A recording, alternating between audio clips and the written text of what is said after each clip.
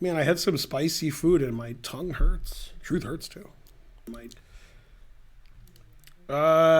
see. Hopefully the lighting and the sound and the fury and charge of the light brigade is all good. Let me know if something's off.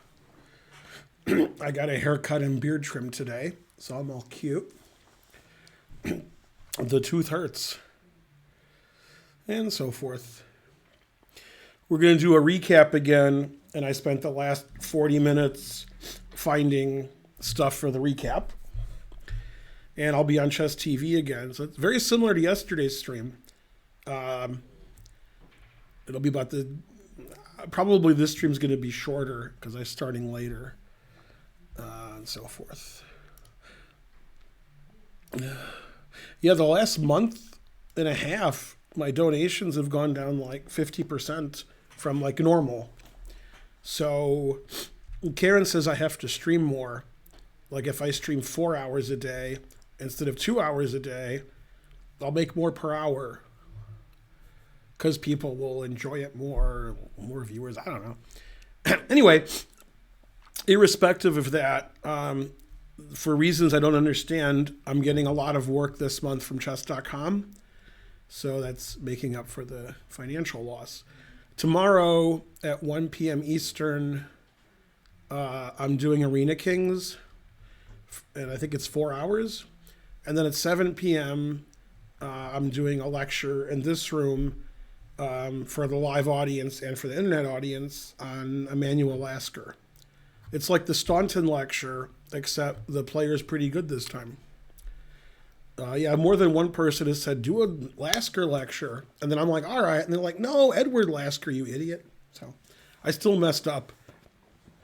The bad news is the famous game Lasker Thomas was not Emanuel Lasker. So truth hurts.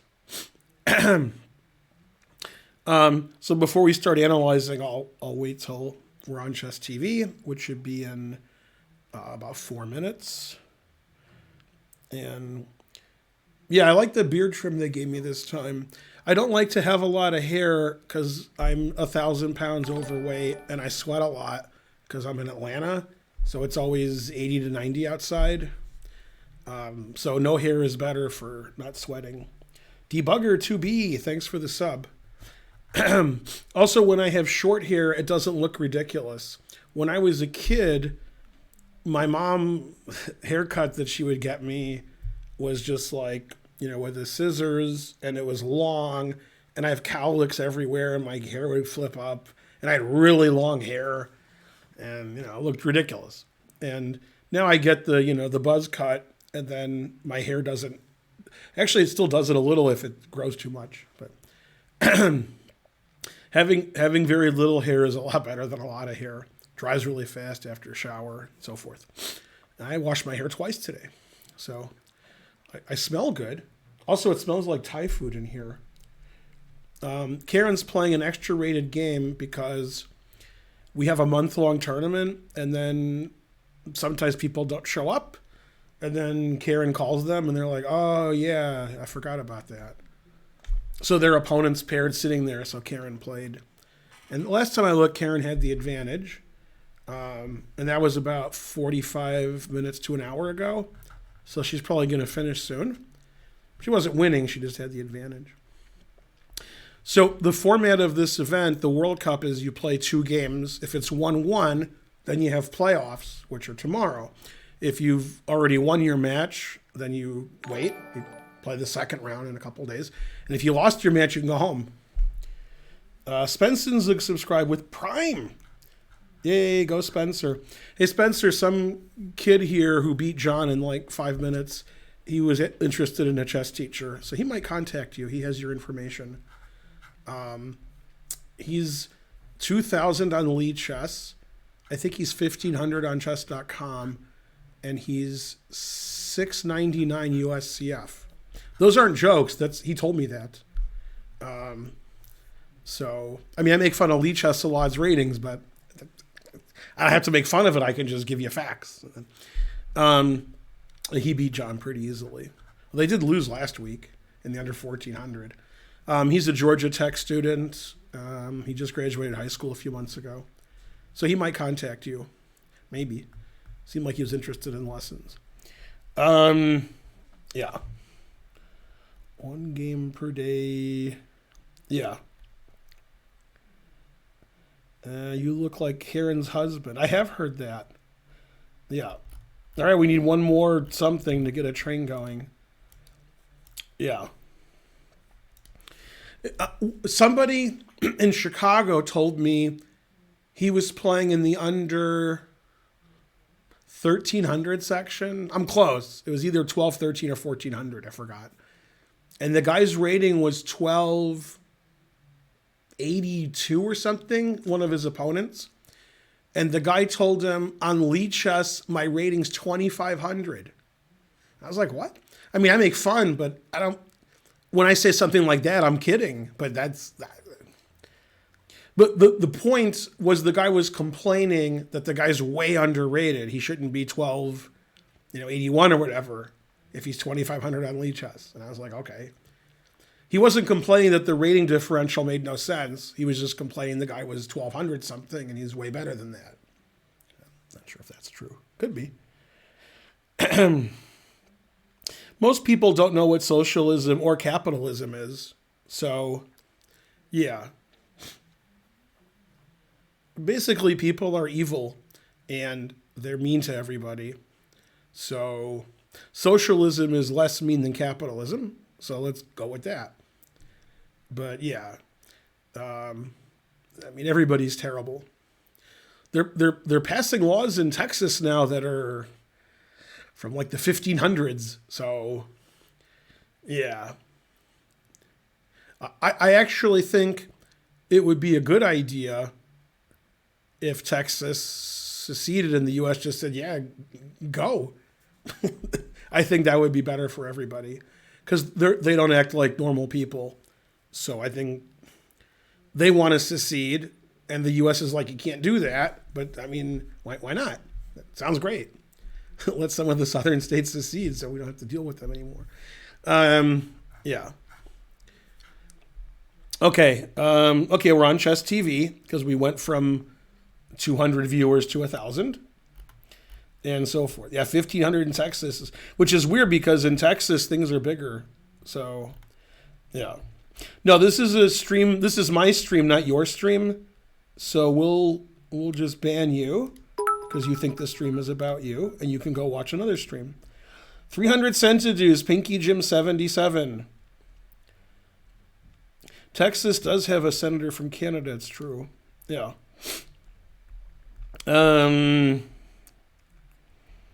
Yeah. Dun dun. Will you play me Thursday for my birthday? No.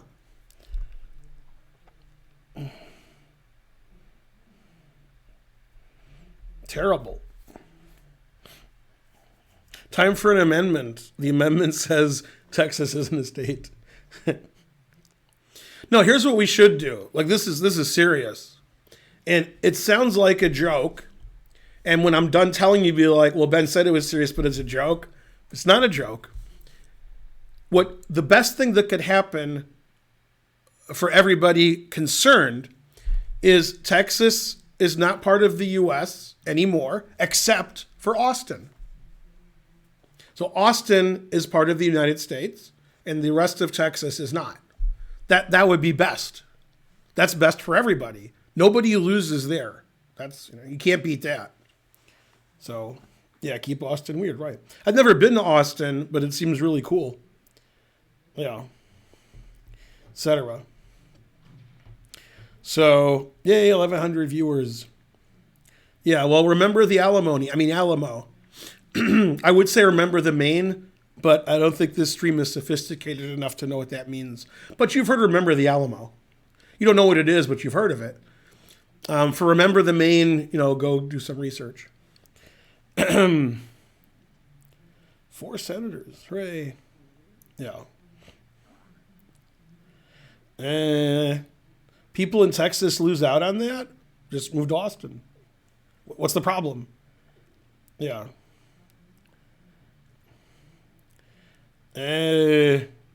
Yeah. Okay. So I'll explain the format again because it's always a weird format. This World Cup, as in previous World Cups, you play a match with one person. It's 1 against 1. And then you play 2 games of slow chess, one yesterday, one today. And if it's 1-1, then tomorrow there'll be playoffs. I think it's rapid, then blitz, but I could be wrong about that. I think it's rapid, then blitz, but I don't know what the playoff situation is. Okay, and if you've won your match or lost your match, it's over. If you've lost, you can go home. If you've won your match, then you play round 2. Now, this year they did something different. Instead of everybody playing round 1 and having 128 players, they seeded the top 50 players into round 2, and they want to have 128 players in round 2. So they had 156 players play in round 1, and those players whittled down to 78 because that's half of 156. And then those 78 go to round 2 and they join the 50 that were seeded in. So now there's 128 and so forth. 64, 32, 16, 8, 4, 2, 1. And the top 2 play in the next candidates tournament. And I think if Magnus is one of the top 2, they just take who's in third. I don't know. Magnus has never done well in the World Cup, so the format's not really good for him. Endless Sauce subscribed. Hooray. Yeah. Well, the reason, and I don't know what the prize money situation is, the reason Andreykin and some other people were drawing every game, and they might have got rid of this. They might have. Because if they get rid of it, then it won't happen anymore. There actually was a reason they did it. It wasn't because they thought they were better at blitz. When that happened, if you lost your match 1.5-half or 2-0, you got less money than if you tied your match and then lost in the tiebreak. So, but you got the same money if you won. So it made sense for every match to be 1-1 and then play the tiebreak, because then you get more money than if you just lose. So I hope they got rid of that, because that just encourages 2 quick draws and play the tiebreaks. So somebody who plays 2 quick draws gets paid more than somebody who fought their heart out and lost 2-0, 1.5-half. That's why Andreykin was doing that. And the other players agreed. They were like, yeah, because we get more money this way. That's not a good, etc. So forth. Why is the format bad for Magnus? The fewer games you play, the less skill is involved. So if I played Magnus a 20-game match for the World Championship, it's at least 100% I would lose the match. At least. It's numbers that haven't been imagined yet. Okay? So if I play 20 games with Magnus, I'll get somewhere between 0 and 2, probably closer to 0. If I play 1 game with Magnus, I could win or draw. It's unlikely, but it's much more likely than playing 20 games and going 10-10. So if the tournament was just like a Swiss or a round robin and there were 10, 20, 30 players, Magnus will do well. If it's a 2-game match, the match is over if you lose a game. It's tough. So that's not conducive to the best players, because there's a lot of luck involved when you play a 2-game match, as opposed to playing a longer match. Then it's not as much luck, because if you beat somebody over 30, 40 games, you're probably better than them. But, so a funny match, and I think it was 1977, but I could be wrong about the year, was Korchnoi versus Spassky. Korchnoi won the match. It was a candidates match, and then later played Karpov in 78. And at some point in the match, Korchnoi lost 4 games in a row. And I don't mean they were like loss, draw, draw, loss, draw. It was loss, loss, loss, loss. He lost 4 games in a row with no draws, and he won the match. So if you're better than somebody and you can lose 4 in a row to them, then you want to play as many games as possible. So if I play a 1,500 player 100 games, I'm going to win.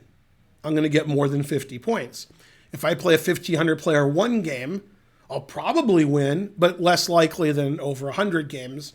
If I play 100 games, it's 100% I win unless they're cheating. And if it's one game, it's only like 99.5% that I win. So, yeah, so the format's not good for Magnus. It's just 2 games.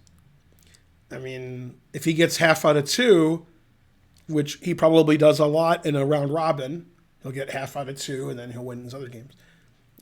So it's not a good format for Magnus. He's not, Yeah. Another thing is, it just so happens in chess, and probably in other things, many people are saying, sometimes you just have somebody you can't play against. It just doesn't work. And if I play 10 people and one of the guys always beats me, that's okay. I'll play the other 9 also. But if Magnus plays somebody he just doesn't do well against, he's not going to play other people. He's going to play that guy 2 games. And that happens. There's somebody that you just don't do well against. There's always somebody.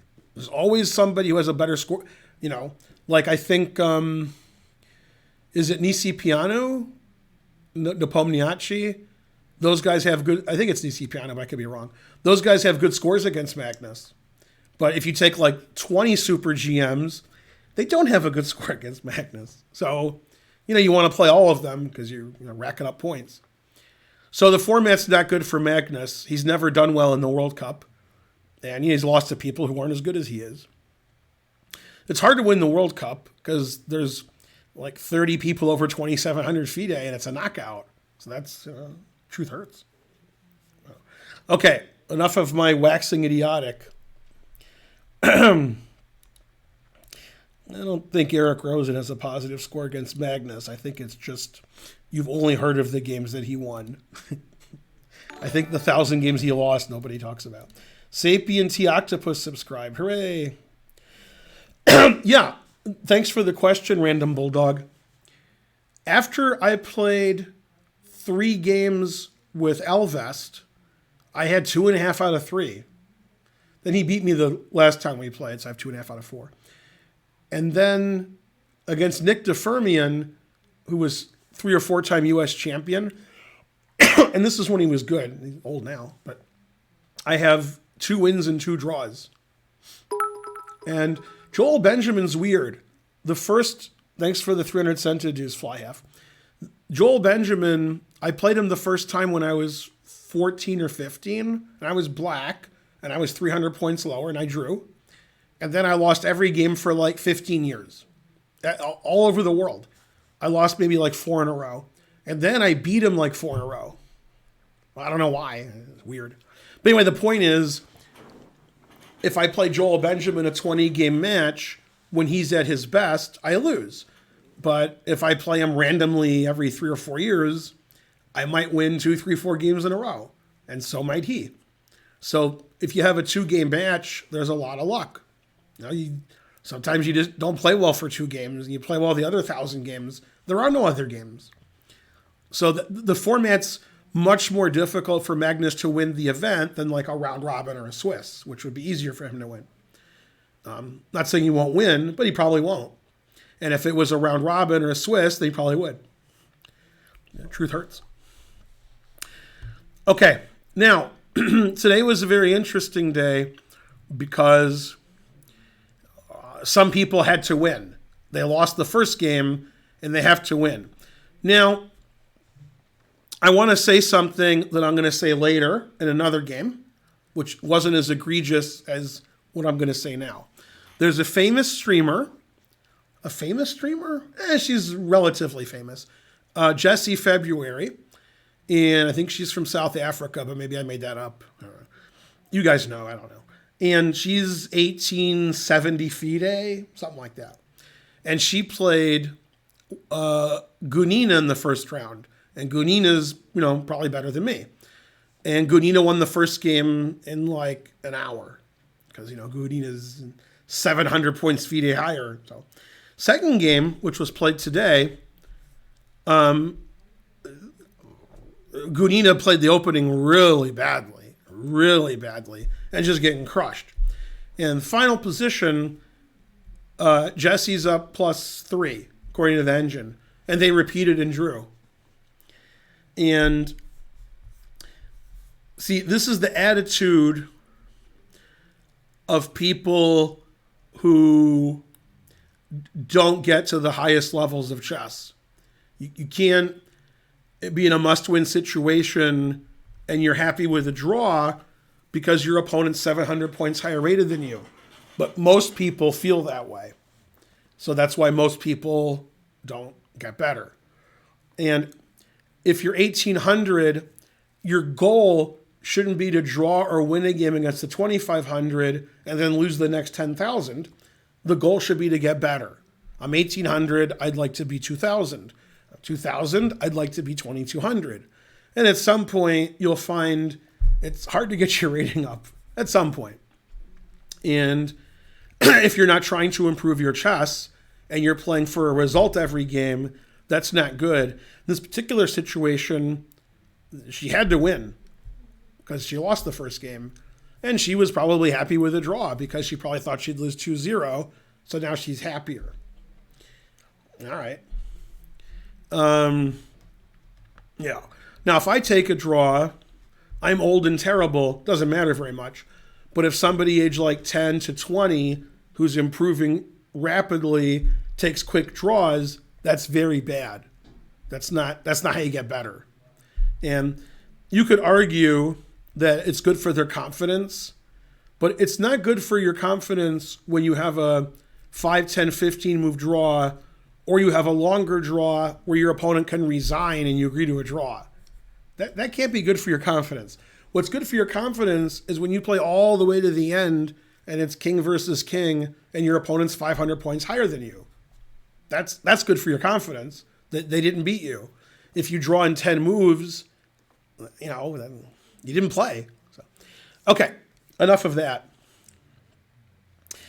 Okay, so in this match, the player who has the white pieces, Tabatabaei, I think he's Iranian, but I'm probably wrong. He won the first game, and he's 200 points higher than his opponent. And unlike another game I'm going to show you later, plus the Jesse story, this guy with black, he has the black pieces. He lost with white yesterday. His opponent's 200 points higher than him. But he must have saw risky business because he said, sometimes you have to say, it's him on Chess TV, what the heck? I'm just kidding. What the fuck, obviously. So, black sacrificed all his pawns to make the game a mess. And the game's a mess. And here white blundered. And his blunder's pretty stupid. I'm going to explain why I think it's stupid. When I say he blundered, he blundered on purpose. He thought that his move, which was losing, was better than another move that's losing, but the other move might not be losing. And he's obviously wrong. Okay, black put a lot of pressure on white. White's obviously the better player, and white folded. And now they're going to play a playoff because black won this game. So when you have the black pieces against somebody 200 points higher than you, and he's a grandmaster and you're not, and you have to win, this guy tried to win, and he did. Now, obviously, the rook is attacked and the bishop is attacked. So what white needs to do, and he's still much worse, but the move he played is hopeless. He needs to take the rook. There is no other move. You have to take the rook. And he didn't. He played here, and he was down a piece, and he lost. That's ridiculous. You can't just give a bishop away and then just play. He just played, and he lost. I'll show you the game, but... Okay, he knew he was lost after rook d1, queen takes f4, and he just didn't trust this move because it looks stupid.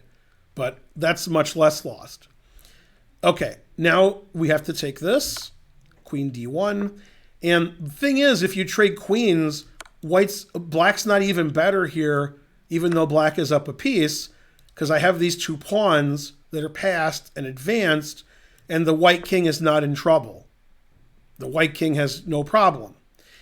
In positions where somebody has pawns for a piece and the pawns are reasonable, the person who has the pawns wants no pieces on the board. The person who has the pieces wants lots of pieces on the board, because the pawns don't matter much when there's a black rook here and a black queen here and a black knight here. Those pawns are just blocked and you get captured. Here, okay, and here the engine actually very slightly prefers white. I mean, white has 3 passed pawns, and it's an endgame. Okay, so what has to happen in this position is the engine wants to either play queen c3 or bishop c3 check.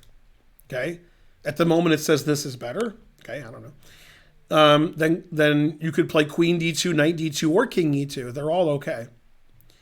And the point is, by getting pieces off the board, it makes it more likely that white doesn't lose. And it says that every move is okay for white. Like, he's worse, but not lost.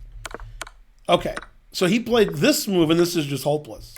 I mean, this is just resigns. White's pawns do nothing. This pawn's not dangerous, this not dangerous, that's not dangerous. That's probably going to get captured. So he had more than one way to be a piece down, and he decided to play the way where his pawns aren't dangerous. If you trade a lot of pieces, then the pawns could be dangerous because there's no pieces left. If there's a lot of pieces on the board, black just stops all the pawns, and now the pieces just crush white. So very bad judgment from white, and he lost. I mean, he's got nothing. He's all talking a badge. Yeah, he's trying, but he's failing miserably. The lesson is never try. That's a cute move Rook takes, because he can't win the knight as a mate. Yeah. All right. Then he just didn't resign for some reason. All right. And the game ended quickly, and he resigned here. So that's funny. The guy's white. The guy's 200 points higher rated, and he loses when he needs to draw to win the match. That guy really tried hard, and he got rewarded for making the game messy and confusing his opponent. And that's what you got to do when you lose the first game. There are a lot of people who generally aren't playing in the event who think if you're the lower rated player, it's good to draw a game rather than lose 2-0. That's not something that I can understand. You either win the match or you lose the match. You're playing a match. You're not playing in a tournament. You're not trying to gain rating points. You're trying to win the match. That's all you're trying to do. And if you lose the first game, you have to win the second game. Losing and drawing the second game is the same. You lose the match. And then you go home. And the difference between winning the match and losing the match is insane. It's insanely better to win. If you're playing in a random tournament and it's round 1, 2, or 3, the difference between winning and losing could be nothing. It could be. It could be that it doesn't change the result of the tournament for you. If you're playing a match and you win matches, your prize money doubles, triples, quadruples, and so forth. I mean, instead of winning 5,000, you might win 20,000. So you can't lose the match. You can't. You have to win the match. So it's very similar to poker. In poker, if you could choose in a tournament to play in 10 tournaments with the same entry fee and prize structure, they're all the same, and you come in first in one and last in the other 9, that's almost certainly better than coming in 10th in all 10 of them. You might feel better by coming in 10th in all 10 of them, like you outlasted hundreds of people, but it's more money if you win one and get knocked out the other 9. Because winning in poker is a lot more money than coming in 10th, 20th, 30th. It's a lot more. And it's like that in chess. If you won the World Open 1 year clear first, and you got 0 out of 9 other years, you made more money than the guy who came in 6th 10 years in a row. So you have to win. You have to win if you want to get the accolades and the money. And Black knew that, and Black did that. Black played in a way where maybe he's more likely to lose than usual, but he needs to win. So that's, I mean, kudos. I mean, that guy, you're paired up and you're black and you got lost with white, psychologically crushing. So Casper VLD gifted us up. Thank you. The psychology of chess is very strange because people are worried about their rating and they're worried about how good their opponent is. And if you're one of the best players in the world, you should never worry about that. You worry about what's on the board, and you make the move that makes you the best chance to win. The other stuff is nonsense. If you're thinking about nonsense and you're not thinking about the best chess moves, then you're not going to get better. If you're like, if I draw this game, I get 4 rating points, and then I'll be 2201 instead of 2197, and that's what they all do. Everybody who's improving in chess is like, my rating's this, and my norm is this, and my title's this, instead of like, how do I study chess and get better? It's absurd. It's amazing when I read the New York Times article about the cheating of Karyakin, and then people defending him. Oh, he didn't cheat. You can't prove that. All right. And then the Abi Mishra story. So I didn't know this, but Abi played in 6 Charlotte Chess Center GM norm tournaments, which I did know. I knew he played, and he didn't get any GM norms, 0. Then he went to Budapest and played in 8 of them, I think it said, and he got 3 GM norms. And to me, not you, to me, this is meaningless becoming a GM at 13 instead of 14 or 14 instead of 15. To me, that doesn't matter. Now, maybe to sponsors it matters. Maybe to your dad it matters. Maybe your mom cares. Maybe you care. But what matters is you get better at chess. So him playing 2 slow games with Joe Bava that were competitive, that's much better for his chess than playing in norm tournaments in Budapest where he played 40 games in 47 days and he's trying to get norms. That's just silly. That's not how you play good chess. That's just nonsense. But playing Joe Bava, and so you could argue by getting this useless norms and title, that'll bring him to better things. That's unfortunate. If Abi was 2,600 FIDE and I was an organizer, I don't care if he's a GM, 2,600 FIDE and he's 12. And he's not 2,600 FIDE, but that's more important to me because I know he's going to be a GM. I don't really care how old he is when he's a GM. And the thing is, people have lost the meaning of what it is to achieve something. And this is the flack that a lot of NBA players get, is instead of trying to have a good team and winning, they try to go to a super team and win. Like, I'm one of the top 10 players in the NBA. If I could play with 2 other top 10 players in the NBA, we could win the championship. And then they win, and they're like, yeah, I'm one of the greatest players ever. All right, I guess. Also, coaches get a lot of accolades when they do well because their players are fantastic. And when their players suck, then you don't hear about it because the coach doesn't matter very much. What matters is the players. So if you took the greatest, and the Lions have proved this every year. Every year, the Lions prove the coach doesn't matter.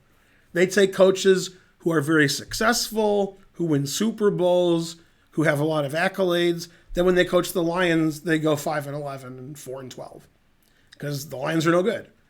And then the Pistons is the same. Pistons are no good. Doesn't matter, they're coaches. But I mean, if you're going to coach Michael Jordan and Scottie Pippen, then you're going to get another job coaching Shaq and Kobe, then you're a great coach, I guess. And a funny example is the Golden State coach. I know his name. I've said it 1 billion times. I can't remember people's names. I remember Michael Jordan. Anyway, I'll think of his name and I'll put it in the chat. When he had like these fantastic players who were healthy, they were winning the West. They were winning NBA championships. Maybe they'd lose in the championship. But then when those players left and got injured, then the team just loses every game because there's having good players. The coach doesn't matter. Steve Kerr. I remembered it without looking at the chat. What matters is, do you have great players? If you have great players, I guess you're a great coach. But If you switch coaches in any sport, take the team that's the best and the team that's the worst and switch their coaches, nothing will change. Best team's the best, worst team's worst. Okay. And for some reason, and this has to be racism. It has to be. There's no other explanation than racism, is the Van Gundys get coaching jobs. And neither one of them can coach. And they're white. I mean, neither one of them can coach at all. Not at all. And somehow they just get jobs everywhere. And that's ridiculous. I don't even know who's worse. I guess the larger one. What's his name? Steve? Yeah, I mean, I guess he's the worst coach I've ever seen, I guess. Yeah, truth hurts. Okay. Went off on a tangent there. And so forth. Yeah, I mean, if Ben Simmons is on your team, it doesn't really matter how good a coach you are. Yeah, Now, Van Gundy can't coach at all. And he gets a job at every team. That's just racism. There's no other explanation for it. If I owned a team, I would pay the Van Gundys not to coach my team. I would be like, don't talk to my players, here's some money. Go away. Paying him to coach your team is like you're just doing bad on purpose. If I wanted my team to tank, but I didn't want the players to know that, then I would hire the Van Gundys to coach them. And I'm like, yay, we tanked. Okay, but it's ridiculous. Yeah. Yeah, Popovich made good teams great. That's why the U.S. team loses to Nigeria and Australia, because he's a great coach. Okay. Truth hurts. If Richard Simmons is on your team, that would be better than having Ben Simmons. And I will explain why. And I'm serious. If Ben Simmons is on your team, he might play. If Richard Simmons is on your team, he will not play. He'll just sit on the bench. He'll never play. So I'd rather have nobody play than have Ben Simmons get in there. So there you go. Richard Simmons better than Ben Simmons. Yeah. Gene Simmons, he'd be an interesting coach. The players might want to play for him. Yeah. Sergiao subscribed. Hooray. Yeah. Yeah, coaches are great until their players aren't good. Then they're not great anymore. Man, the reputations that Steve Mariucci and Bobby Ross had when they came to the Lions, and they just lose every game because they're the Lions. It doesn't matter who the coach is. They're the Lions. It doesn't matter. The Lions are the Lions. I mean, put any coach you want in there. Terrible. Yeah. Simmons mattress. Yeah. Now, J.K. Simmons, now he'd be a great coach. If you don't believe me, see Whiplash. Okay. Next game. This was a tragedy of a mockery of a sham, this game. Okay, as you all know, if there was somebody standing here, I would say, that means they don't know. This was one of the big upsets of the first round. You can tell by the players' names that White is a better player. 300 centidues. We've been streaming for 38 minutes and we have our first train. Thanks, Pinky Jim. Okay, so this was the big upset of day one, was this guy I've never heard of beat Vadim Zvjaginsev. And Zvjaginsev has been 2,600 FIDE since before you were born. And he's got a really cool name. And he lost the first game. He was black. But, I mean, Aryan played a really good game. Really good. Okay. Now, this position, black is completely winning. Black's up in exchange for no pawns. Black has 2 passed pawns. The pawns on the e-file, there's a rook in front of them that's going to capture them. Black's just winning. And all black needs is a draw to win the match. And he's winning. And the engine says +3, +4 for black. Okay, and at this point, after Hari played perfect the first game, and then played great this game, now he folded like Superman on laundry day. And it's nerves, and it's not being used to beating 2,600. That's what it is. Midgard Serpent subscribed. Bishop takes gifted a sub. Now,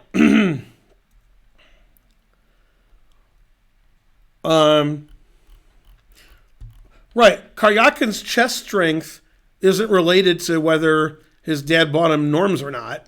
He's as strong as he is. But yeah, the fact that you want to be the youngest GM ever and you're doing things that are weird to accomplish that, that's not the point of that. Okay. That's the way life is now. People want to achieve goals that you're supposed to achieve by achieving the goal. You're supposed to just be you. And then if you're you achieve goals. Maybe the other guy doesn't. But instead, their goal isn't to be themselves, it's to achieve the goal. I want to become the youngest GM ever, so I'm going to play in 20 GM norm tournaments in 8 months instead of 3. And I'm going to burn out and I'm going to play bad. But if I get 3 GM norms out of 20, which isn't that good, then I'll be a GM. They're trying to get the GM norms. It's weird. It's hard to explain to you guys. You guys voted for Trump probably. 400 centidues. Thank Pinky Jim. Okay.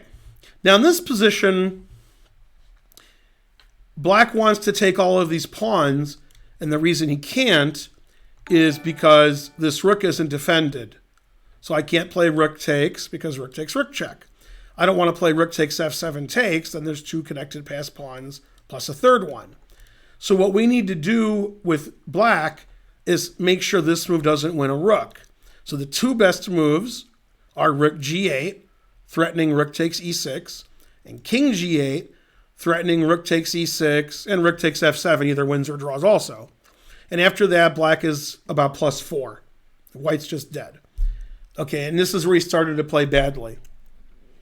Okay, he played bishop f4, which forks the bishop and the pawn. This is a nice example of an X-ray. The bishop is defended by the rook on f8 through the other rook. It's a defense X-ray. You don't see that too often. Okay, this move is really, really, really, really, really, really bad. And after this move, white is much better. So that's like the worst move on the board. The knight, which heretofore was doing Vishwa nothing, played knight f5. And now white's doing great. And obviously, from Black's point of view, when he played bishop f4, he knew that white would save his knight somehow, and he would take the pawn on e5. Otherwise, you wouldn't do that. And he did take the pawn on e5. That's why he played bishop f4. Okay, and he overlooked the strength of the white knight coming to g6. And there's 2 ways to do it. Okay, and he chose one of them. And knight g6 is unstoppable, unless you sack the exchange on e7, which hangs mate in 1 to rook takes f8 mate. And now Black is losing. So Black was like +4, and now white's winning. So it was pretty quick. He wanted to win that e5 pawn, and he let the white knight get in there, and the e6 pawn was much more important.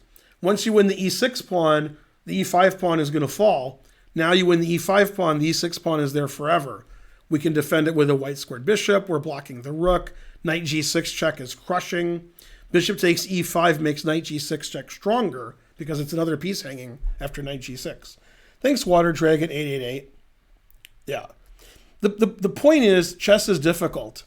And I know you guys like streamers and you guys like famous people who aren't very good yet. So you guys ask things like, man, I know Nemo's going to do well because she streams. And then you're like, is Ben better than Tani? Okay. Now, I'm not better than Tari, but I am better than Tani. Okay. So you guys are easily confused. Like, if you've heard of somebody, you think they're good. And I'll give you a funny example. Story time with Ben Feingold, recommended by Yes or Sarawan. Gregory Serper from your favorite country, Uzbekistan, he's lived in the U.S. for 30 years. When he first came here, he was in New York City, and he was playing in a round robin. And the round robin had, like, I don't know, 4 GMs and 5 IMs, something like that. And he was talking to a random person he knew in New York. Knew chess, but wasn't like a professional player. Some guy plays chess. And he said, who's playing in the tournament? And he says, I beat Victor Korchnoi. And the guy's like, what? Victor Korchnoi. And then Serper's like, and I drew with Alex Yermolinsky. And the guy's like, what? And he says, and I beat Josh Waitzkin. And they're like, you're playing in a tournament with Josh Waitskin? This is a true story. Serper's telling me this story. Josh Waitskin, is of average talent, and he became an IM, and he was never going to become a GM. And he's famous because his dad wrote a book and they made a movie out of it. Josh Waitskin was never going to become a GM. He's all right. But he's famous, so people think Josh Waitskin is great. Some people might even think Bruce Pandolfini's great. Bruce Pandolfini's 2,200 on a good day, and it's usually not a good day. So, people who are good are really high rated and playing for the World Championship and playing in the candidates tournament. And people that are famous that you've heard of, they can't compete with the best players in the world. So it's very disappointing when you haven't heard of somebody and they easily beat the people you have heard of. Andrew Tang is gone, Nemo is gone. Basically anybody that you like who streams is gone. And Nemo, she played Pragdananha's sister, who's very good. Pragdananha's sister is good. So, she just got crushed both games. Pragdananha's sister is good. Yeah. Truth hurts. Yeah. So because you've heard of somebody or you think they're famous, that doesn't matter as much as their rating. If you look at 2 ratings and this one's higher, they're probably going to win the match. Even if you haven't heard of them and you've heard of the other one. The person Andrew Tang lost to, none of you have heard of him. None of you. I've heard of him, but barely. I can't remember his name. I've heard of Andrew Tang. What are you going to do? I've heard of Zvjaginsev, so he won. Okay, so now black is lost because he let that knight get to g6. Bishop d6 is the engine move. Check. King g8, obviously. King h7 walks into double, triple, quadruple checkmate. Now, rook d7 isn't the best move. And that actually allows a draw. He should have played bishop d5. Bishop d5 is the best move. Obviously, and frankly, he was probably in the end of time trouble here. It was move 37. Okay, and now black blundered the game away. This move actually lets black draw rook d7, but black didn't find it. And then he wins the match if he draws. Since his rook is hanging and his bishop is hanging, he should play rook f1 check. King obviously goes to g2. And then he should play rook e1. Now we're attacking. The bishops are both attacked, but my rook is super active. And the engine just says this is a draw. They're just a draw. Because I can always sack the exchange for this, then I'm probably better. And these are 2 passed pawns, and the rook is active, and everything's fine. And he didn't do that. He blundered with bishop c5. Always blunder. e7 exclamation mark. And white's winning again. Just winning.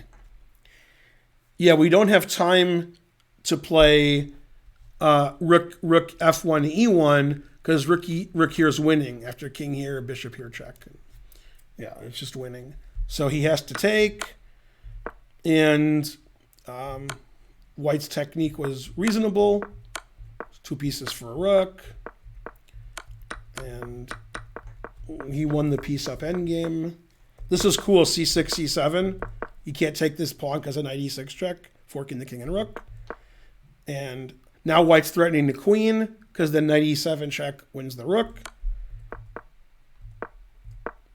Yeah, pretty cool. Then you still can't play.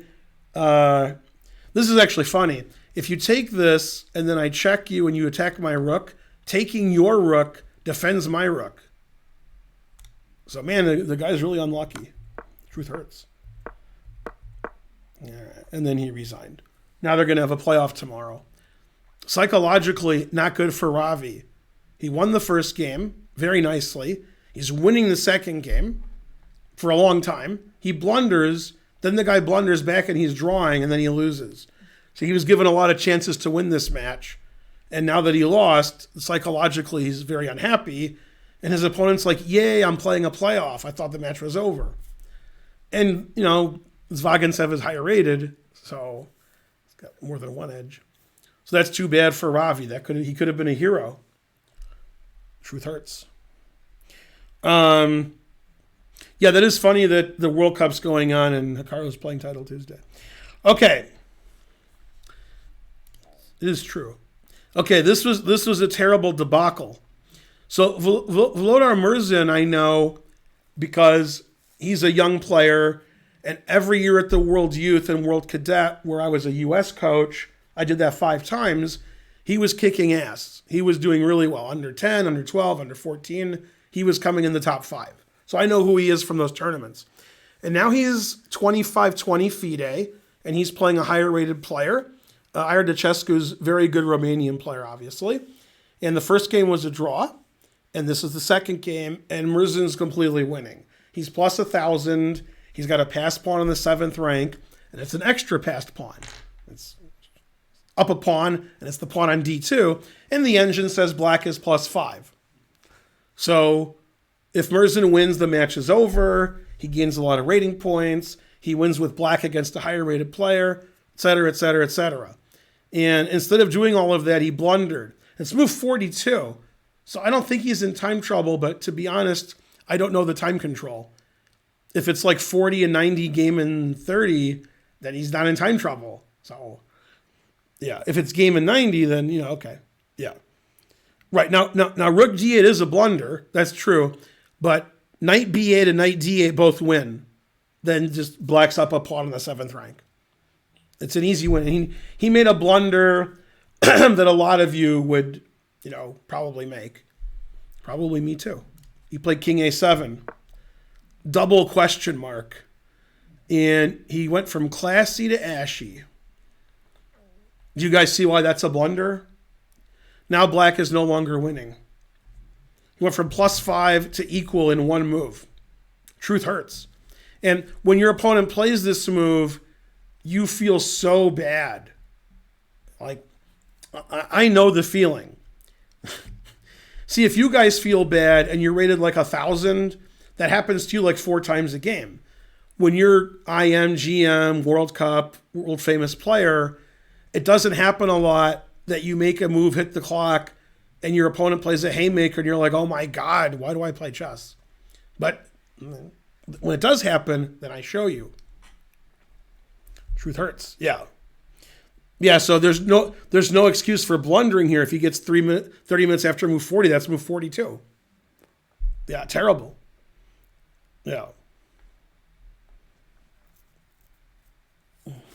Anyway, so, yeah, rook takes d2. Now, this reminds me of a game that I played in 1999 in August in Reno. And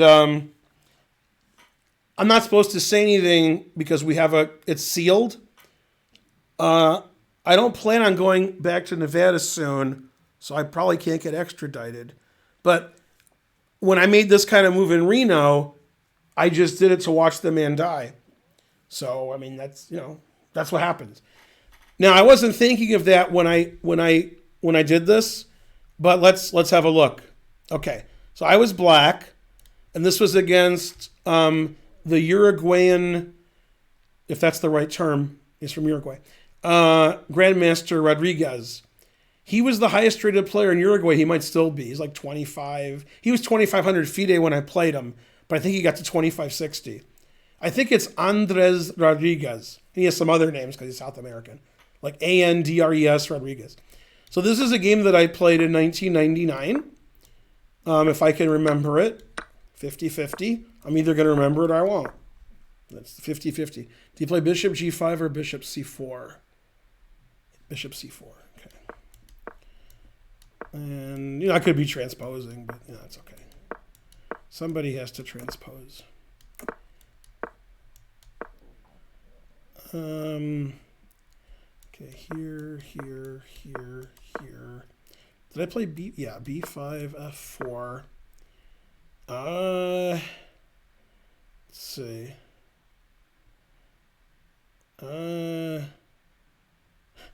No, wait, maybe after. Let's see, did I play b5 here? Or did I play bishop d7? Let's see, b5.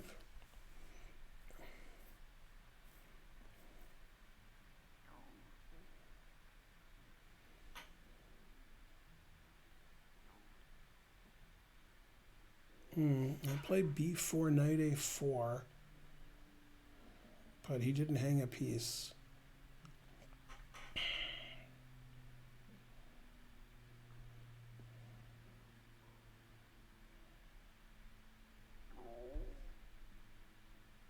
So maybe I played this. Maybe. Yeah, maybe it was like this. And then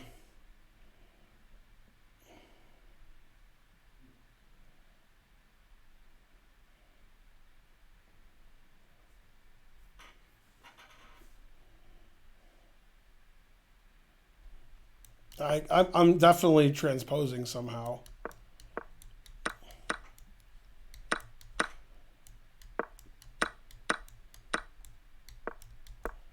Yeah, sorry I'm transposing. I apologize.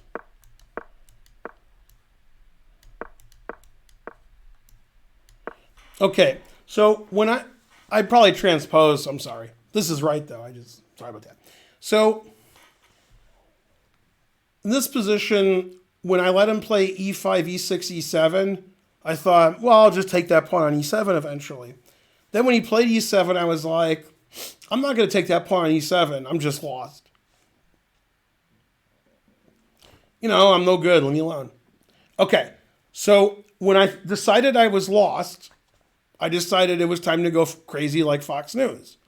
So I played b3. If I'm lost, I might as well make it complicated. You know. And he took which is the best, and I checked.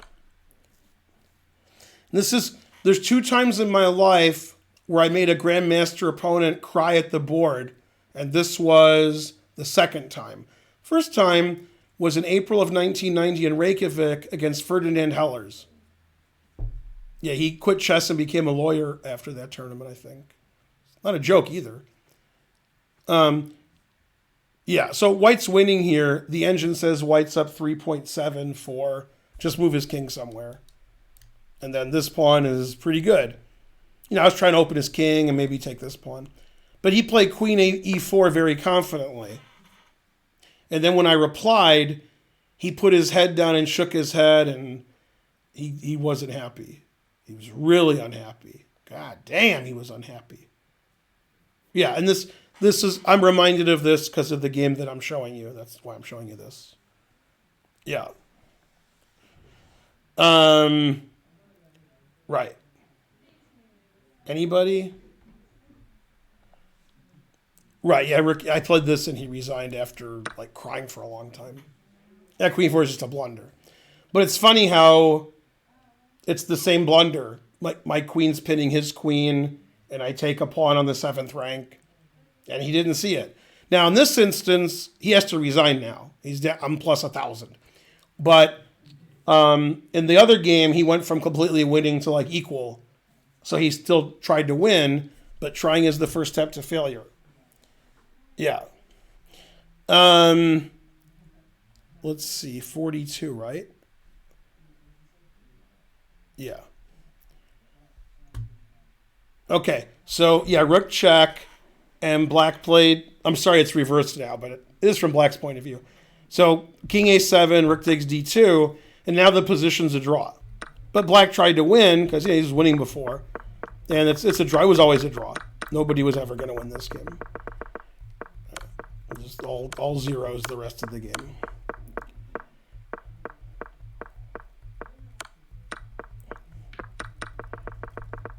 And they agreed to a draw. Okay. I mean, he tried to win, but now they have a playoff tomorrow. But if he had played knight d8 or knight b8, he would have won because he had that pawn in the 7th rank. But he blundered it. And my opponent blundered his pawn in the 7th rank and had to resign because he was losing for other reasons. You have a pawn in the 7th rank, you try not to let the guy capture it for free. And he wasn't in time trouble. So that's, truth hurts. Yeah. 150 centidues. Hooray. I don't know what you said, but thanks. Yeah. Looks like Latin. That's Latin, darling. Evidently, Wasilal is an educated man. No, I really hate him. All right, I won. You won? I tell you something funny. Yeah. Okay. The guy you played's unrated. the guy that John played this round. You're so blurry. Well, that's because I wasn't blurry before. Oh, now Okay, you're looking. right. Okay, so listen now. Forget about how blurry. It doesn't matter. Maybe I'm like Dr. Katz. Okay, so so the guy you played is unrated. Mm-hmm. The guy John played is something. Now, last week, the guy that you played today and the guy that John played today, they played. Okay, and the guy that you played beat the guy John played. Now, the guy John played, okay, he's a kid. Just now, he said he's 2,000 on Lee chess, okay, yeah. And he's 699 on USCF. Okay, they're all there. I know, but he lost. Then the reverse happened. You beat the guy who won last week, and John lost pretty quickly to the kid. And I looked at the game, and the guy's reasonable. Mm-hmm. Like both of those guys are reasonable. Yeah, my game. I thought you were better when I looked, but not winning, just better. Right. So our game was very close. Yeah. And then. Did your game just end like in the last 15 minutes? 5 minutes ago. And I would. You played a game that's longer than possible to even play. Well, I started late because I'm. Yeah, but still. So I would say the main reasons I won were. The main reason is because he mismanaged his time. Also, his rook was sort of trapped in the middle of the board and couldn't do crap. And then I got up a pawn. Such language on Chess TV. Now, when the game ended, what was the time situation? I had probably 6 minutes and something, and he had 1 minute and something. Okay, and so that's good. I was up a pawn, and he was in big trouble. I want to show you something. It reminded me of something else. Then he hung his rook because he was making dumb moves. Yeah. Everybody does in time. They said he was hung. They was right. Okay, now look at what happened here. Right. See this position? Black is in check. Okay, and he has a passed pawn in the 7th rank. So black's winning. See what it says? How black's winning? Barely. But black has a pawn in the 7th rank. So he's extra. So he blundered it. It was like my game. Right. So he should play knight to d8 or knight to b8, and he wins. He played here, not in time trouble, and the guy did that. You can't take the rook, the queen's pinned. So he just lost his pawn in the 7th rank, and now it's a draw. Wait a minute. Okay. I need to look. You can't take because pinned. Oh, yeah. That's because he played here. So all right. So when I saw that reminded me of a game I played in 1999, obviously, which I just showed them, although I probably transposed. So we have this position. If you see the engine, it says he's really winning. +3, +4, okay? And he did the same mistake. This is 1999 in Reno, right? He played queen e4, the exact same mistake. What did I do? Now I saw that. Hang on. Ooh, Perrier. I got you a couple of things you'd like because I figure you might be hungry later. Karen's killing it in the extra rated games. So you took the pawn with your rook. Yeah, then it resigns. I'm plus 10 million. Yeah. Yeah. Man, was he upset. I mean, when you hang your pawn on the 7th rank, which they both did, then he drew the other guy. He would have won if he had won the match against a high-rated player. But he was winning and he lost in one move, my opponent. He's really upset. Okay, let me show you what I got you. So you got the tofu tot. Yeah. And then I'm not even hungry. I didn't say you're hungry. And then basil rolls. It's nice of you to get food then. Yeah. No, I got stuff that you would like and I would like if you don't want it. But you want to save it for later, any of it? Yeah, I can eat. Which one? I don't want the tofu tot. Yoink. So I can eat. Anyway, hey everybody. It's Karen. I haven't been on the stream in a while. Any kind of crazy results? I haven't even had a chance to look. I just finished my game. Are you the only person here? I think there might be some folks here. I need to go. Probably. All right. Close it down. Yeah, come back and hang out. Okay. Yeah, Karen's been sick forever like me, but sicker. Today she's better than me. And then she played a rated game and she won. And she wasn't going to play, but this guy's opponent didn't show up and she called the house and they were like, oh, yeah, I forgot. So then Karen jumped in there and she had black too. Always bet on black. Yeah, that's why we call her Karen Black. All right. 150. Yeah, let's see. What else happened? Blur is good. What about Oasis? No. Man, that was a tough game. Eh? This is a tough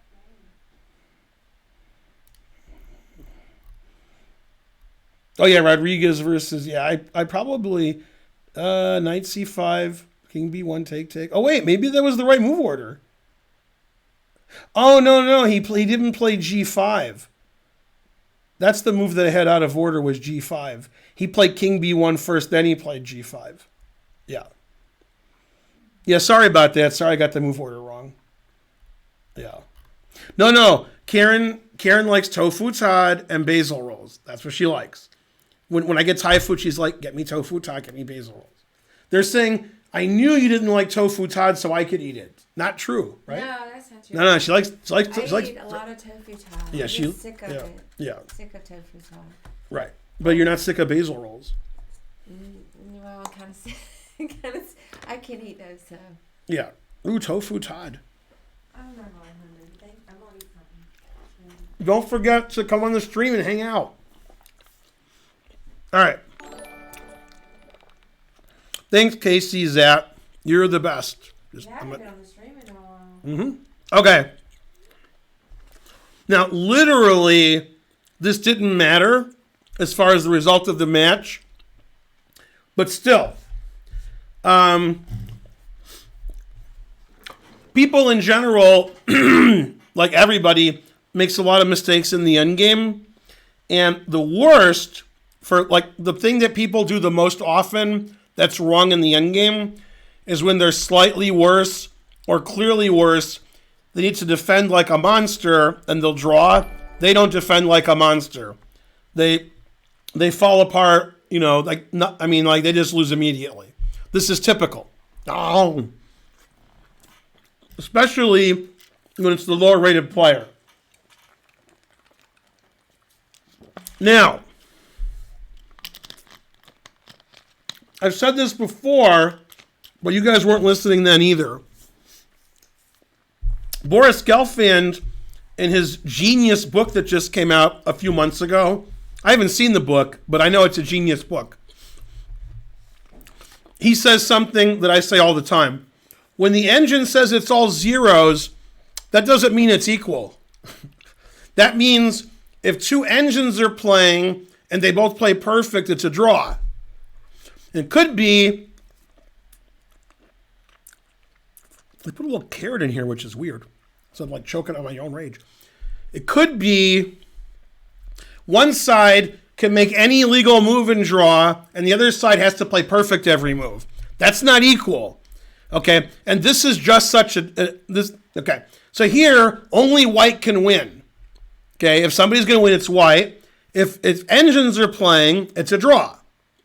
Okay, and now Saric, he's the guy that got totally destroyed by Kasparov. I don't mean Kasparov beat him in chess. I mean Kasparov ruined his tournament. So as you all know, some of them don't know, Saric did really well in the Rapid, and then he teamed up with Kasparov, and their score is counted as one score. And not a joke, on Twitter and in real life, Kasparov apologized to Saric. He's like, sorry, man. He was the weakest link. Goodbye. Yeah. Saric, don't tell me how to pronounce Saric. Well, it is Saric, yeah. Okay. Anyway, so if the game's a draw, then Saric still wins the match. So he's just playing, try to win a drawn position. Okay, rook g8 check. That is correct. King takes f3, all zeros. h7, rook h8, obviously. Rook here, all zeros. f4, all zeros. Rook f7, all zeros.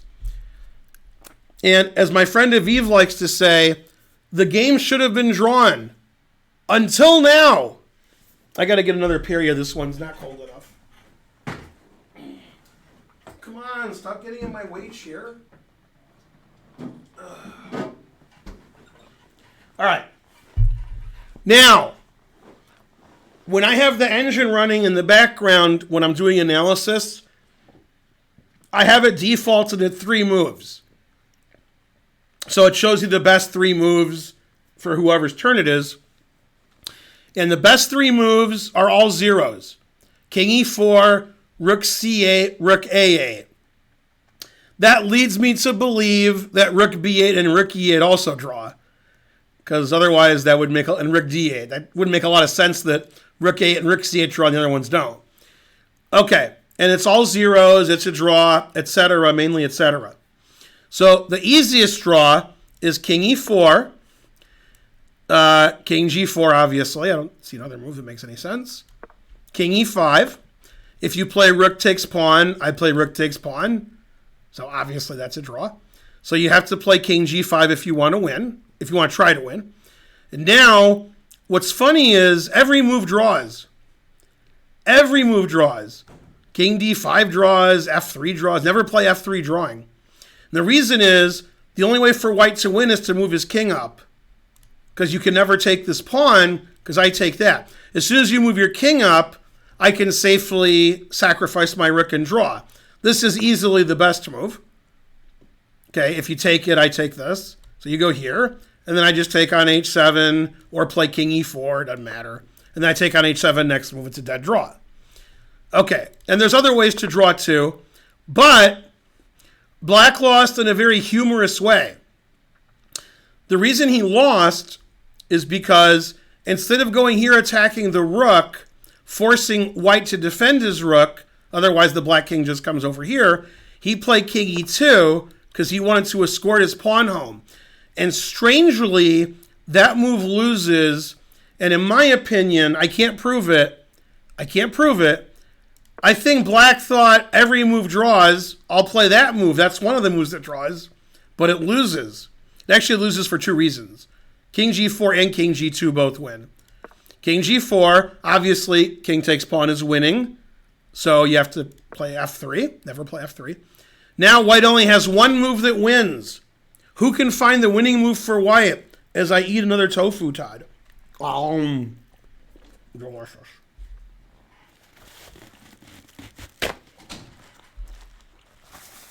You got one winning move. Most of you got it. King g3. Everybody Wang Chung tonight. Now, if it was white's move here, white would play rook e7 check. King takes f3. And the game is over. I don't know how to stop that. If you play f2, I take on f2 with check and put my rook back on f7. Truth hurts. So now it's just the game's over. Yeah. Checking's really nice, forcing the king away. Yeah, and then he resigned here. Yeah, I mean you're too slow and too old. And then rook, somewhere. I don't know. No, too old, too slow. So the guy was drawing until like the very end. It would have been nice to draw, and some would say, well, he loses the match anyway. But, you want to, show some endgame prowess and understanding and so forth. Probably he was in time trouble, and probably he was deflated because he needed to win the game to tie the match, and there was a 0% chance of that. So maybe he literally didn't care. Maybe. Doubt it. Probably cared. All right. I meant king g3, 5 was a typo. Danny Chess with the possible untruth. Possible. Yeah. Chess is hard. Okay. Okay, so this is Tari, not Tani, Tari. Okay, now let's see if Karen's on the ball. Because we've talked about this before. Aryan Tari, what country is he from? Iran? What does he play for? He might have been born in Iran. Maybe. I doubt it. But he's Iranian descent. But he's played for the same country forever. We've talked about him a lot. Not for his chess. Plays for the same country. Yeah, he's always played for the same country. Yeah, I don't know. Norway. Okay, and why have we talked about him in the past? You'll remember if I tell you. I mean, you guys all think he's good looking, but I don't. So she remembers that. Right. That's what we talked about. Yes, his nose is too feminine. Right. Man, she remembered that. Doesn't know what country he plays for, but knows about other people saying he's attractive and her saying he's not. Knows about that. I just said he's just average. Okay. Anyway, Tari is always fighting to see who the second best player in Norway is. Now, for $1 trillion, Karen, after Magnus, okay, Magnus is one, Tari and whom are fighting for second in Norway? Who's the other guy in Norway? And you've heard of him. Oh, God, I'm not going to know. Hammer, maybe? That's right. Yeah. I did. Jon Ludvig Hammer. Jon. I know some stuff. Okay. Now, the reason I'm showing you this is it was brutal. Where's Now, the money? what? Right. Now, remember, when somebody's name is Daniel Barrish, they're not going to win a chess tournament. Chess isn't their game. Maybe they want to have a spelling contest, but not chess. Okay? Nobody named Daniel Barrish has ever won a chess tournament, ever. And they never will. Let me give you an example of what I mean, just so I can get the point across to you people who are lingering. If Magnus Carlsen changed his name to Daniel Barrish, he would never win a chess tournament again. And that's why he doesn't do that. Right, sweetie? Yeah, I'm planning my investigation with my friend. What, on how good Tari looks? What? We might do a drive-by. Yeah, don't do that. No. You're in your 50s. You're not 17. Don't do that. I'm not saying I don't want to do it, but don't do it. Okay. Now, Tari is really good at chess, somewhat overshadowed by Magnus in his own country. Another problem Tari has, which I never understand, is he's not getting better. Tari's been the same strength for 5 years. Tari's like 26-20, 26-30 permanently. That's his rating. I don't know. Truth hurts. Okay, now here he's playing Daniel Barrish. So if you're a grandmaster and you're playing Daniel Barrish, you know what you should be? This is one of my 10 greatest jokes ever, just so you know. If you're playing Daniel Barrish, what should you be? You should be bullish. And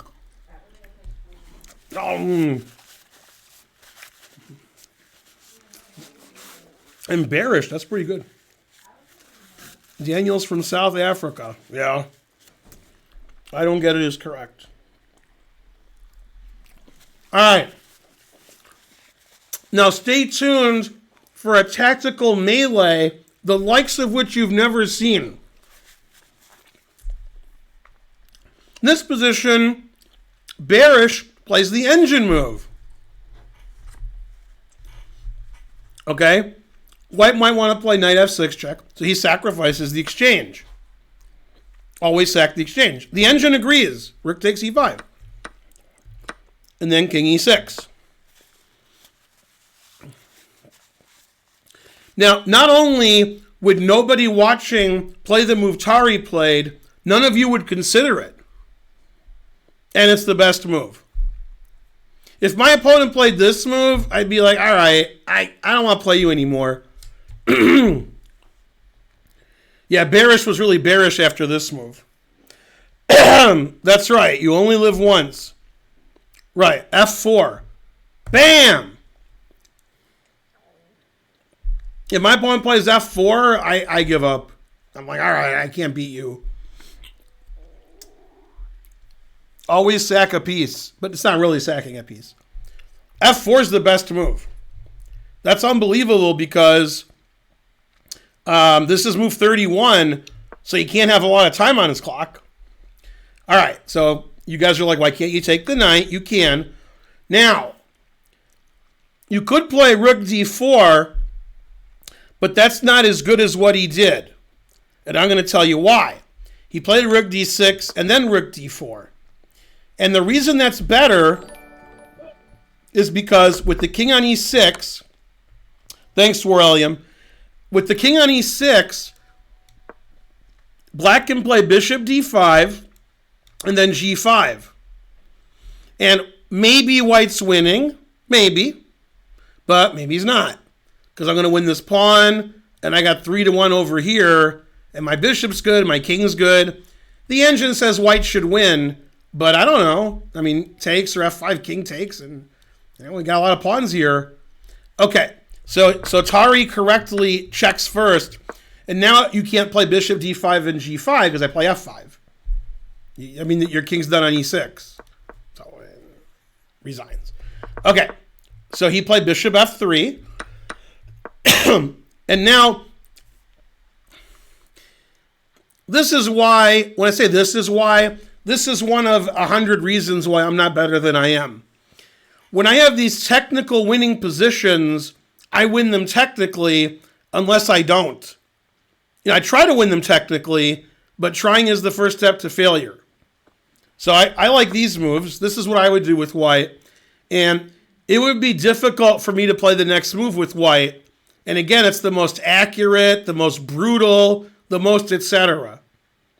I would just be like, I'm up the exchange for a pawn. I have a passed e-pawn. My king is good. Eventually, I'll win. And the engine agrees. If I just play normal, boring moves, eventually I'll win. And when you're a strong GM, you put your foot on their throat. And you don't go to jail because you're probably the second best player in Norway. Norway's not going to put Tari in jail. What if Magnus retires? If they put Tari in jail and Magnus retires, so Tari can put foot on anybody's throat he wants. And he did it again. All right. He played f5. God damn. f4 was shocking. f5 is shocking. And the point of f5 is obvious. If you take it, which you have to, then rook h4. God damn. Now, if I was white and I saw f5, rook h4, which is unlikely, after like bishop g8, I would just be like, nah, I don't, what am I doing? And he didn't play bishop g8, which is the best move. But after rook h6, black can't do anything. The king can't move up. The bishop can't, plus 5. So he took on a2, and this is hopeless. Yeah. And then he resigned. So I mean, white was better, and it was just brutal the way he played, like super aggressive and good and so forth. And this is a very common thing when it's not a round robin where everybody's the same strength. And you have you have people who are 200, 300, 400, 500 points separated in rating. Sometimes you see the smackdown of all time. Like if the higher rated player is playing his best and the lower rated player is like a little off, they just get blown away. Now, you guys don't like me, but you like actually, you don't know Eugene Perelstein. If you did know Eugene Perelstein, you'd like him. If you knew him. But you don't know him. But if you knew him, you'd put him in the category with Bartholomew and Rosen. He's better than Bartholomew and Rosen, but he's a really nice guy, unlike me. And he posted on Twitter today or yesterday, this is a great learning experience for students of the game to see how a 2600 FIDE player makes a 2300 look like a beginner. And I'm like, yeah, sometimes. Not every time, but sometimes. Sometimes the games are close, you don't know what's going to happen, and sometimes you're like, how's that guy 2300? He lost worse than I ever lose. And that's because his opponent is just much better. And we're going to see an example of that later in the, here. Yeah, no, Eugene Perelstein's like the nicest guy ever. Yeah. Okay. And then resigns because, make 3 queens or something. Okay, now, if you were here earlier in the stream and you remember, it's hard to believe that you both could be true. I was not happy with the attitude of Jessie February. And she's not a professional player. She's not 2,500. She's 1,800. And she's playing in this professional event, and she got crushed the first game, and her opponent's 700 points higher rated. So you could see how she would be deflated. She's playing somebody way higher rated, and she lost really badly the first game. So probably she's like, if I can draw a game, that would be a great success, like in Kazakhstan. And she got a position that was just winning, and they repeated and drew. You can't repeat and draw when drawing loses the match.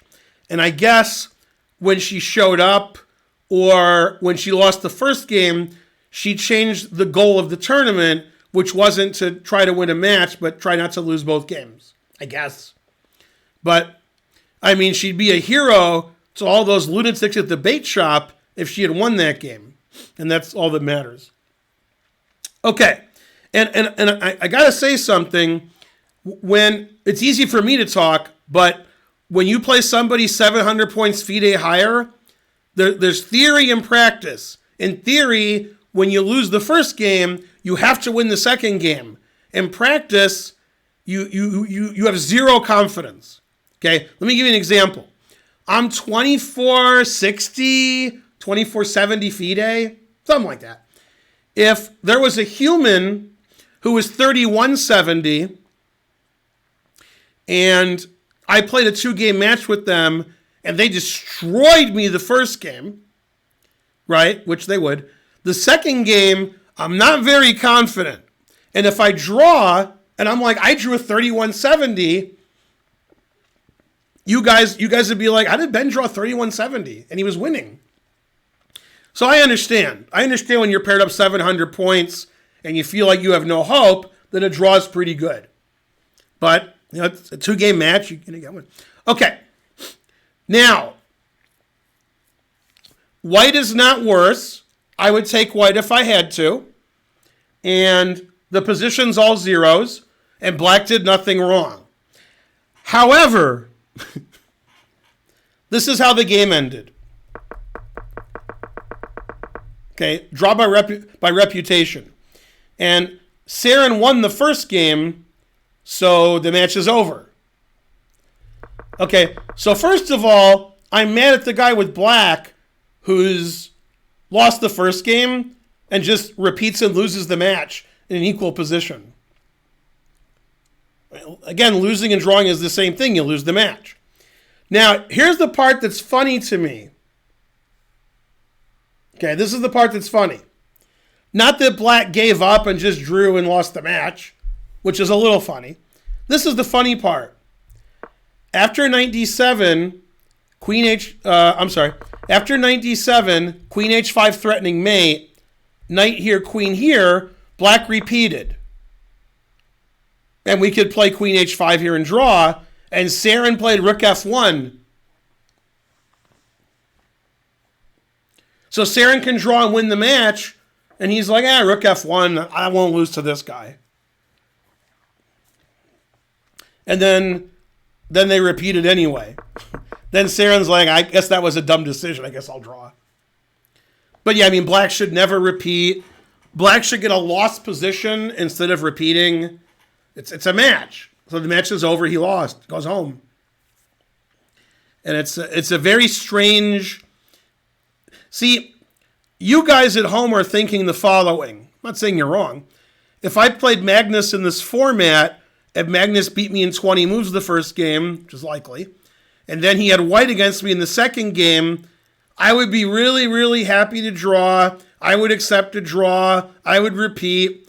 And hopefully that's not true, because that's stupid. If I draw or lose, I lose the match. And drawing isn't the same as drawing for real. If I played Magnus in a tournament and we played to king versus king, I drew for real. If we draw in 10 moves and he wins the match and I go home, I didn't really draw Magnus. I just drew because he wants to win the match and go to the next round. So you got to win. Winning and drawing is the same. And, you know, that's this attitude that people I never heard of have. That's why I never heard of them. And occasionally, more than occasionally, Wesley So has this attitude. Wesley's like, oh, Magnus is too good. So but however, the last time they played, Wesley did win 2 games in a row and forced the Blitz playoff. Like, he actually tried. Before that, he was just like drawing and going home. It was weird. Very strange attitude. Even if he thinks Magnus is a million times better than him, so what? Like, it's a match. You have to win the match. It doesn't matter. It literally doesn't matter. By the way, this doesn't explain why Taimanov lost to Fischer 6-0. But it does explain why Larson lost 6-0. Because he literally didn't care. Larson didn't say, I'm down 4-0. Losing 6-0 is embarrassing. I'll just draw 2 or 3 games and lose the match that way. That's not what Larson does. Larson's still trying to win the match. So he's playing like Larson, which, isn't good against Fischer. And then he lost. Losing 6-0 and losing 3.5, 2.5 is the same. You lose. So when you're losing a match, you got to take more chances to tie it up, and you risk losing more because you're trying to win the match.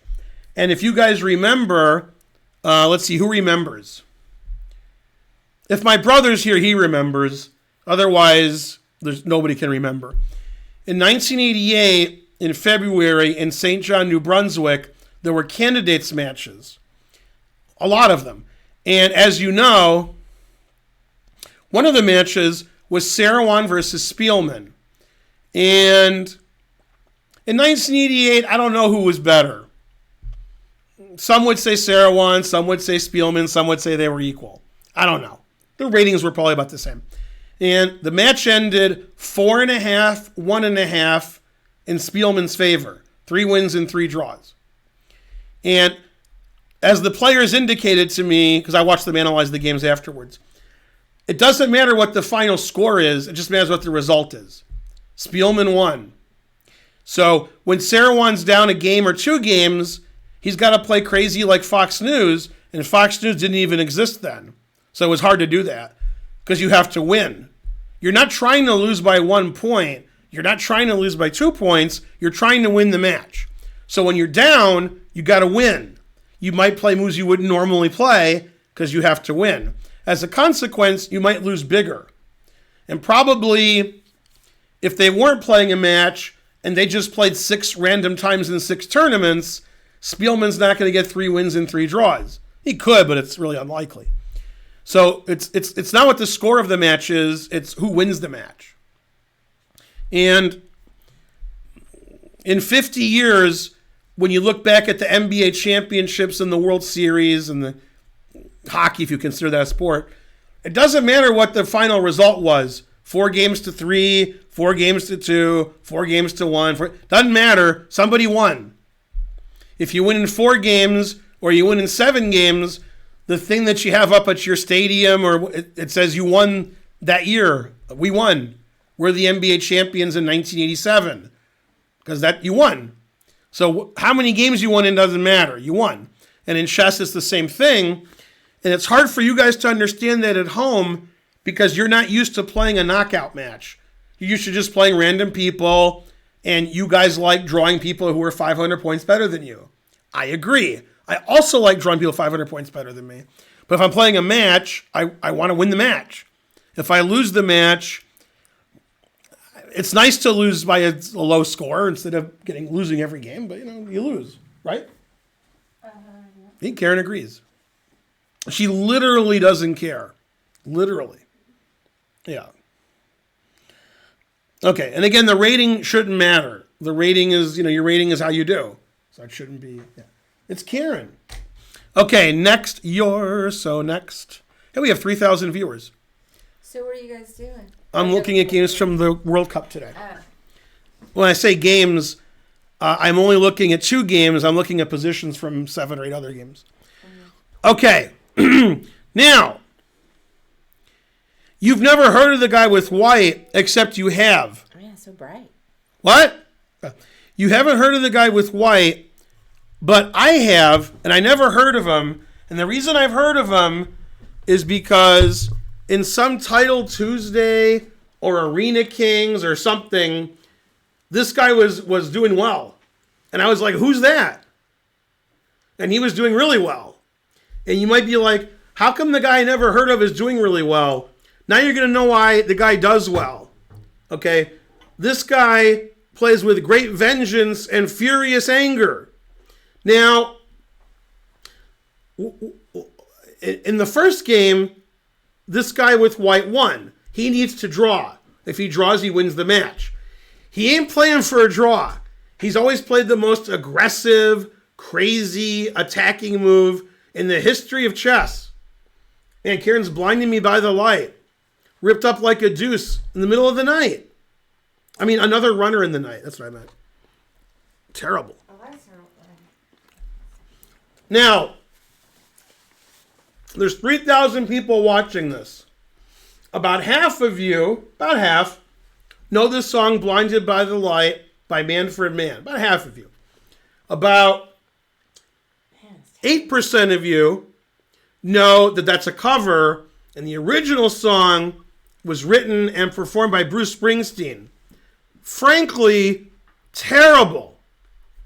It's terrible. So bad. What? Is the lighting so bad? No, but what about the Bruce Springsteen version of Blinded by the Light? No good. You heard it. You said it's terrible. I can't recall. It's hard even to know that they're the same song. I think I told you I liked it. It was just different. No, terrible. Yeah, Karen's band. Yeah.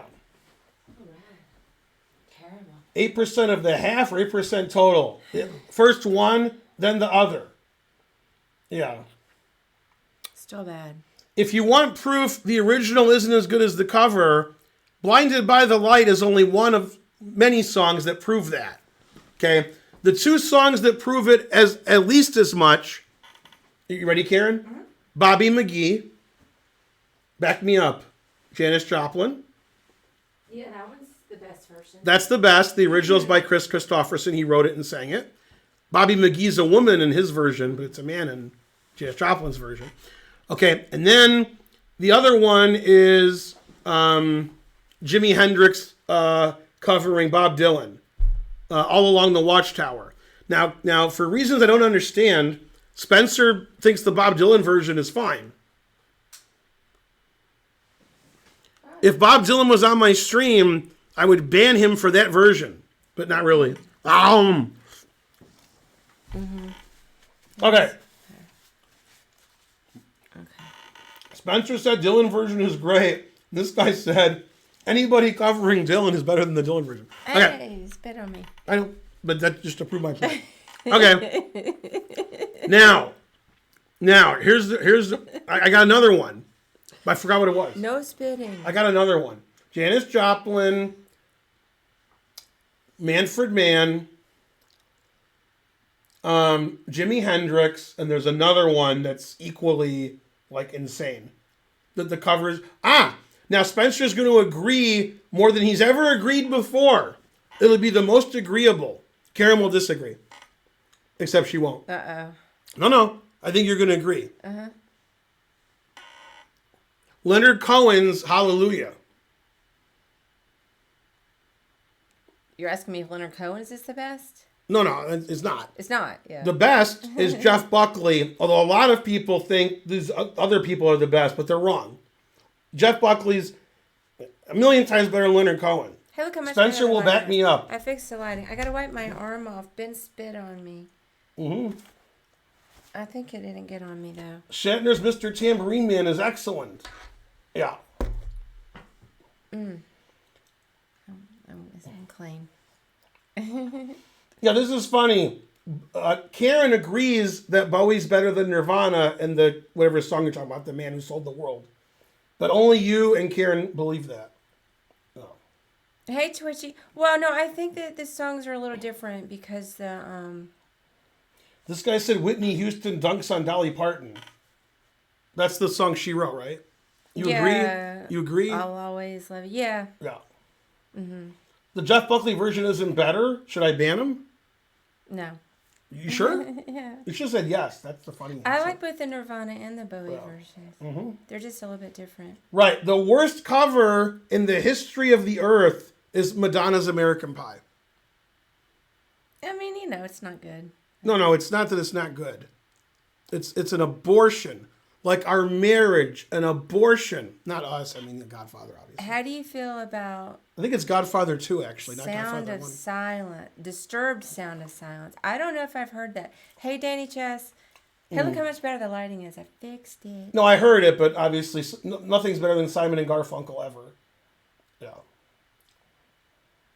See, I love all those Cash covers, but Spencer hates a couple of those at Yeah, I don't least. like the Cash covers. I don't like them. I love the Danny Boy. Don't like them. That's just the best. That's just the most heartbreaking. I love that song. Now, you said Roseanne singing the national anthem. If you want to hear the national anthem not sung well, and Roseanne's a good choice. I'm pausing for effect. Go to the internets and find the I mean, I don't want you to you might do harm to yourself because you can't believe how bad this is. Go to the internets and find Carl Lewis singing the national anthem. Nobody beats Roseanne. No. Have you heard Carl Lewis? I've seen it. I've seen it. Poor Roseanne. I saw Fergie's. Oh, I like the Sid Vicious version of My Way. I like that. That was the end credits to Goodfellas. Yeah, that I like. You think Carl Lewis was worse? Well, if it was faster, that means we had to listen. Carl Lewis had to stop less and time. start over a lot because his voice cracked and he stopped. I He'd be saw like, it. "And the land of the free," and then he'd stop and say, "Okay, well, let's do this again." And then it wasn't better the second time. Yeah. Carl Lewis, very suspicious. No, here's why Carl Lewis is worse. Karen's going to agree now. Carl Lewis tried to sing it well, and he couldn't. He tried. Roseanne was just kidding. Roseanne knew that it was horrible. She thought it was funny. She's a comedian. She knew that she was the worst singer ever. She thought it was funny. Carl Lewis is like, I'm going to do a good job. Well, thinking it's funny is not an excuse. It wasn't funny, and It was wasn't not. good. So Some people might thought it was you can't- funny. It's just a cop out to say, "Oh, she's a comedian. Well, she is. She can do whatever she wants." She wasn't trying to sing it well. It was disrespectful and Well, horrible. You know. Never forgive you, Roseanne. Ever. Now, if you've never heard Madonna's version of American Pie, that's the worst thing that's ever happened in the history of the earth. Just so you know. Back me up. I mean, it's not good, but I don't feel so strongly. Chris Cornell's version is excellent of everything. And now Jimmy Fallon, I'm not a fan of because, I have taste. But, okay, he had Chris Cornell come on and do Bob Marley's Redemption song. That's the best thing Jimmy Fallon ever did was have Chris Cornell come on the show and sing Redemption song. The best thing he ever did. Chris Cornell can sing anything. Right, but I mean, that Jimmy Fallon had him on and realized, yeah.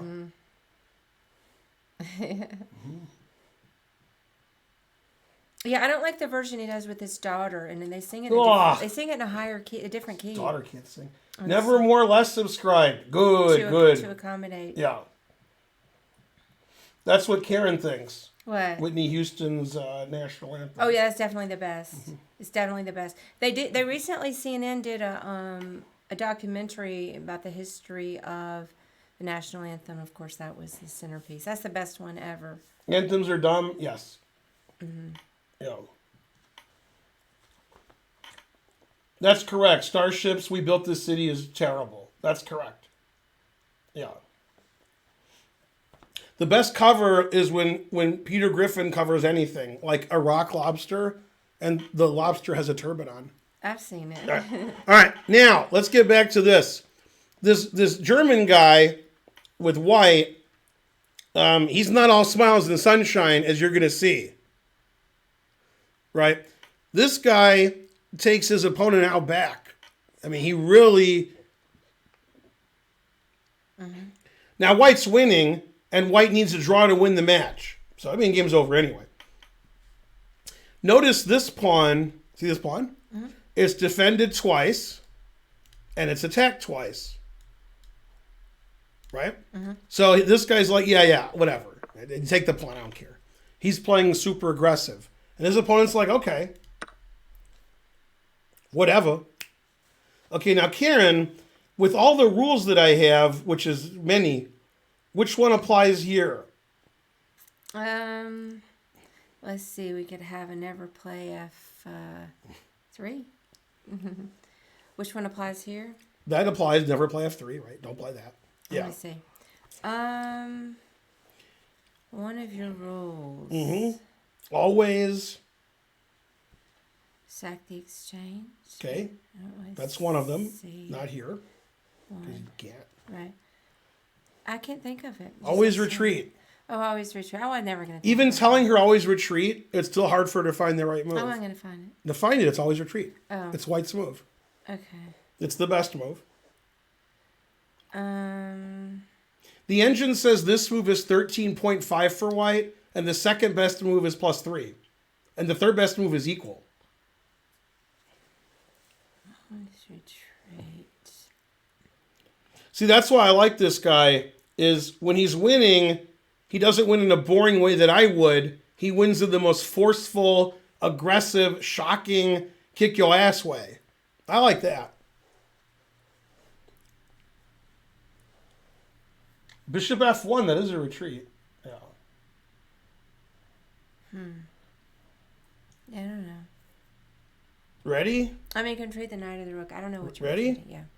Queen A1 check. Oh. Now, let me explain. Okay. The idea is if the king moves, right, now the rook is overworked. It's stopping white from going to the 8th rank and mating him, but it's defending the knight. So, for example, king G8, for example. I take the knight, and if you take back, this leads to checkmate. Yeah. Okay, so queen A1 check, you have to play knight F6 because you can't allow that. All right. Now, for further aggression, which will remind you of one of the games I played at the World Open, I played the same move with black. Rook E6. Now, let me explain the way I think about chess. When I see this position, I don't know who's winning. I do know who's winning. But I know which player is a better player. If black was a better player, this wouldn't happen. This only happens when white's a better player. Like this, black's not a better player. Okay, so the only move is rook d4. There is no other move. F6, knight is attacked. So you have to play rook d4. Queen e1. The gun. Now, if it was white's move, I said if, right? Rook takes knight, king takes rook, queen checkmate.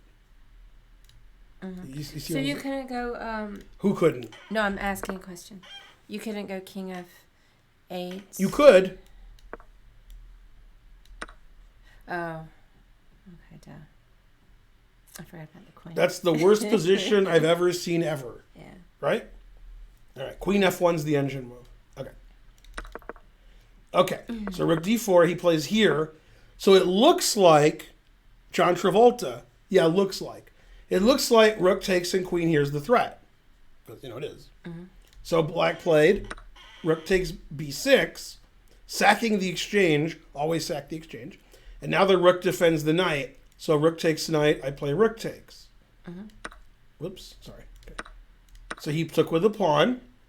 Now he's threatening it again. Okay.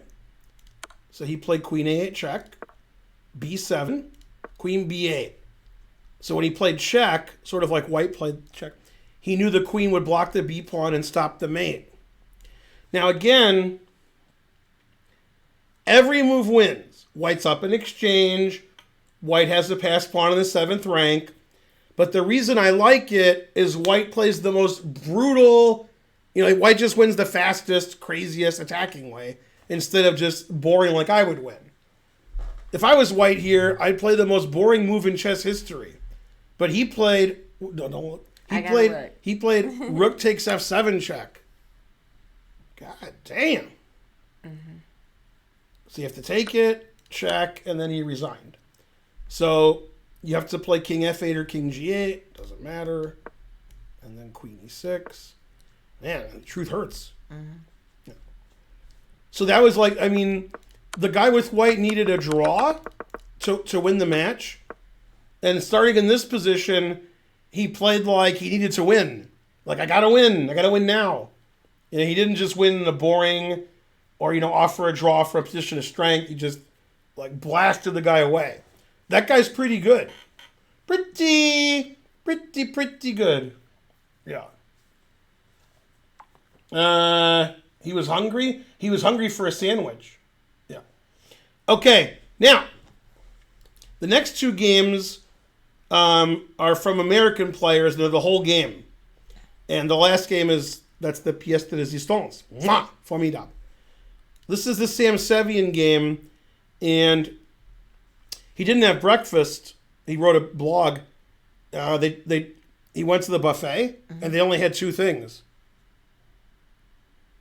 It's Russia. So. Yeah. You know what they were? No. Green eggs and ham. Yeah. So he didn't eat breakfast. Okay. Now, it's not clear who the favorite is, because look at that crazy name, right? So, that's sort of boring name. Okay. Now, Sam won the first game. He needs a draw, right? So, solid. You have to be who you are. Sam Sevian likes to calculate millions of variations and play thousands of moves of theory. He doesn't like to trade everything and draw. So even though he needs a draw to win the match, he played a game so tactical, Karen may have to look away. She'll be like, no, I don't want to look at this. So he plays the King's Indian, right? Sevian's black. Okay. This is very normal theoretical King's Indian. Put it in H, attacks the E-pawn, defends the E-pawn. All right. So boring so far, just theoretical, and white slightly better. Okay. All right. 96, bishop retreats.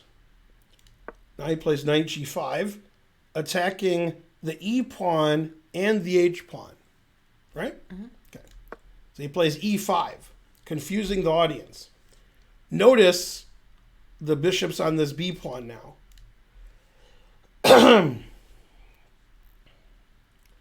So now the game is very complicated. So white's happy because white needs to win. So complicated, maybe he'll win. Okay. Sevian takes with the rook, the sharpest move, walking into everything. Like sunshine. F4, forking the rook at knight. Now if I had black and I needed to draw, I probably wouldn't play rook takes e5 and walk into f4. But that's not the way Sevian thinks. Sevian just calculates and plays the best move. He literally doesn't care if it's too complicated. That's what he likes. Okay? So you see how the rook and knight are forked? I do. I was trying to figure out what the move is. Right. The move is to give all your pieces away. Remember, when you're black, you need to draw, give all your pieces away. But the Sevian's doing it right. Sevian's being Sam Sevian. His opponent's being his opponent. You've heard of Sam Sevian. You've never heard of his opponent. That's the way it should be. It shouldn't be Sevian going, I hope I can draw and win this match. That's how you lose. Okay, so watch. Okay, the first move stinks a little bit. All right. So what move is that? What move stinks? Knight H5. Close. 4. Close. Keep going. 3.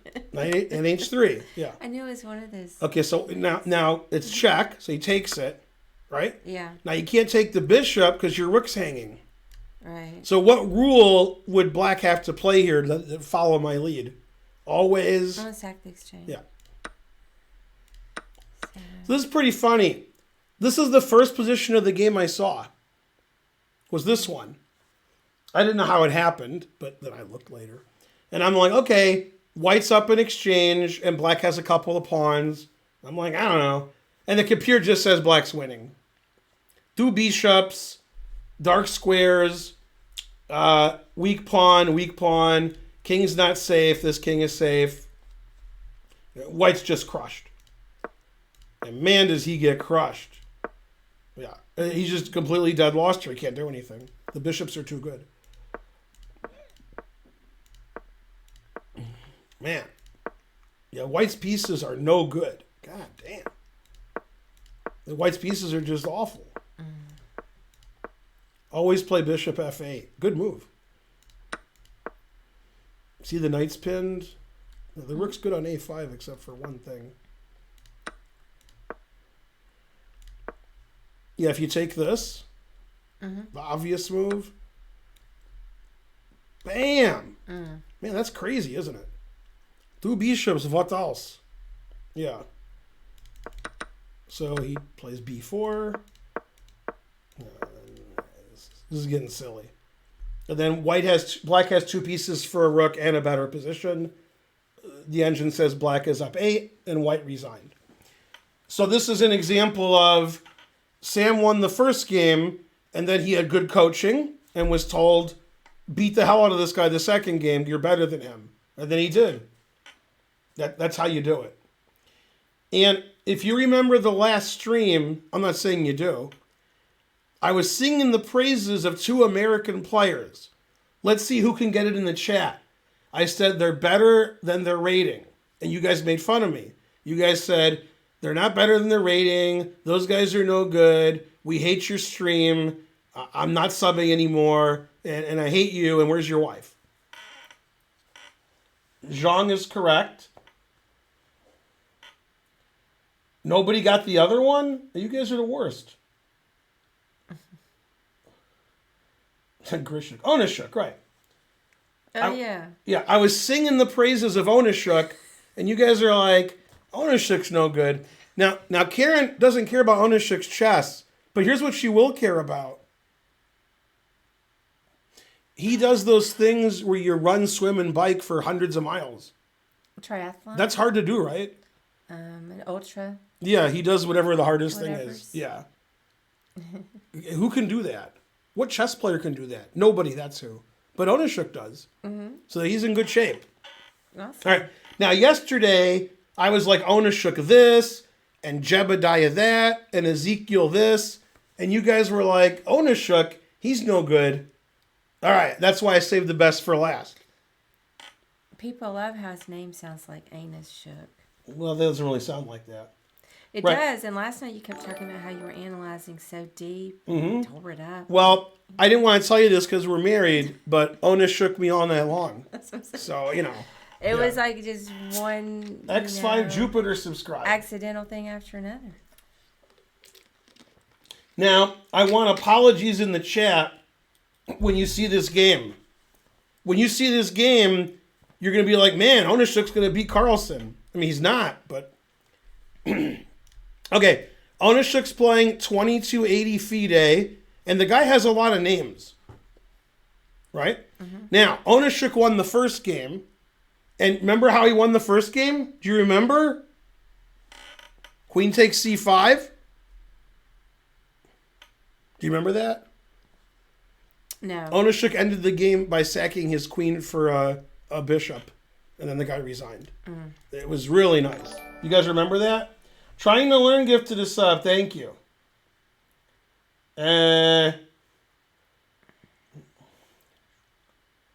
Yes.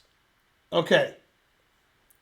All right. Now, remember, white needs a draw to win the match. Okay. Go train. Trains don't do well when. Yeah. Okay. So he plays like Onishuk. That's who he is.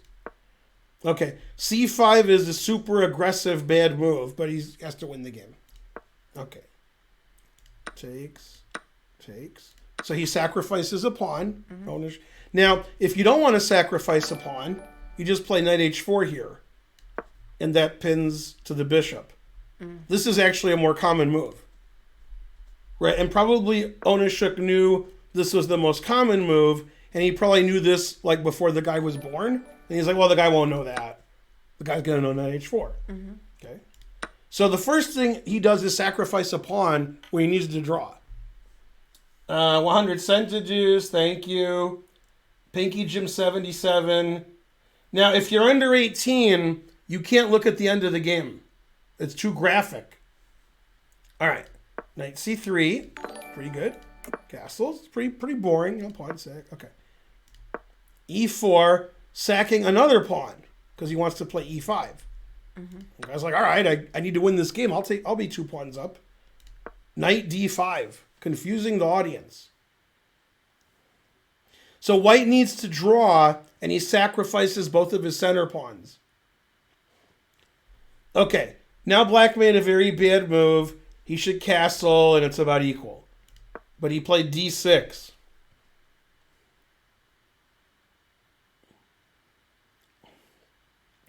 That's so bad and makes so little sense. I don't even know what to say.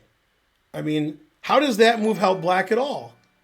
It just gives white a tempo. d6 and d7 doesn't even matter. Why would you play?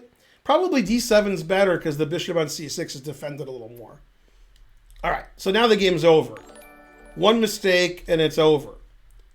Okay, rook e1. What you gonna do when I come for you? Bad position, bad position. So he played the obvious move. What's the only way to save your knight? I guess f5. Correct. Thanks, Felix Frias. Thanks, Trying to Learn. Bad. Thanks, Warelium. Yay. Thanks, Rumble Rob. Thanks, Indo Queen. Yay. Thanks, Karen. Yay, Indo. Okay, f5. Right. And Now, before I show you the next move, I want to say something I haven't said before. All right. That means I've said it a lot. Okay. White needs a draw to win the match. Right? So he plays, ready? Knight g5. Unleashing the latent potential.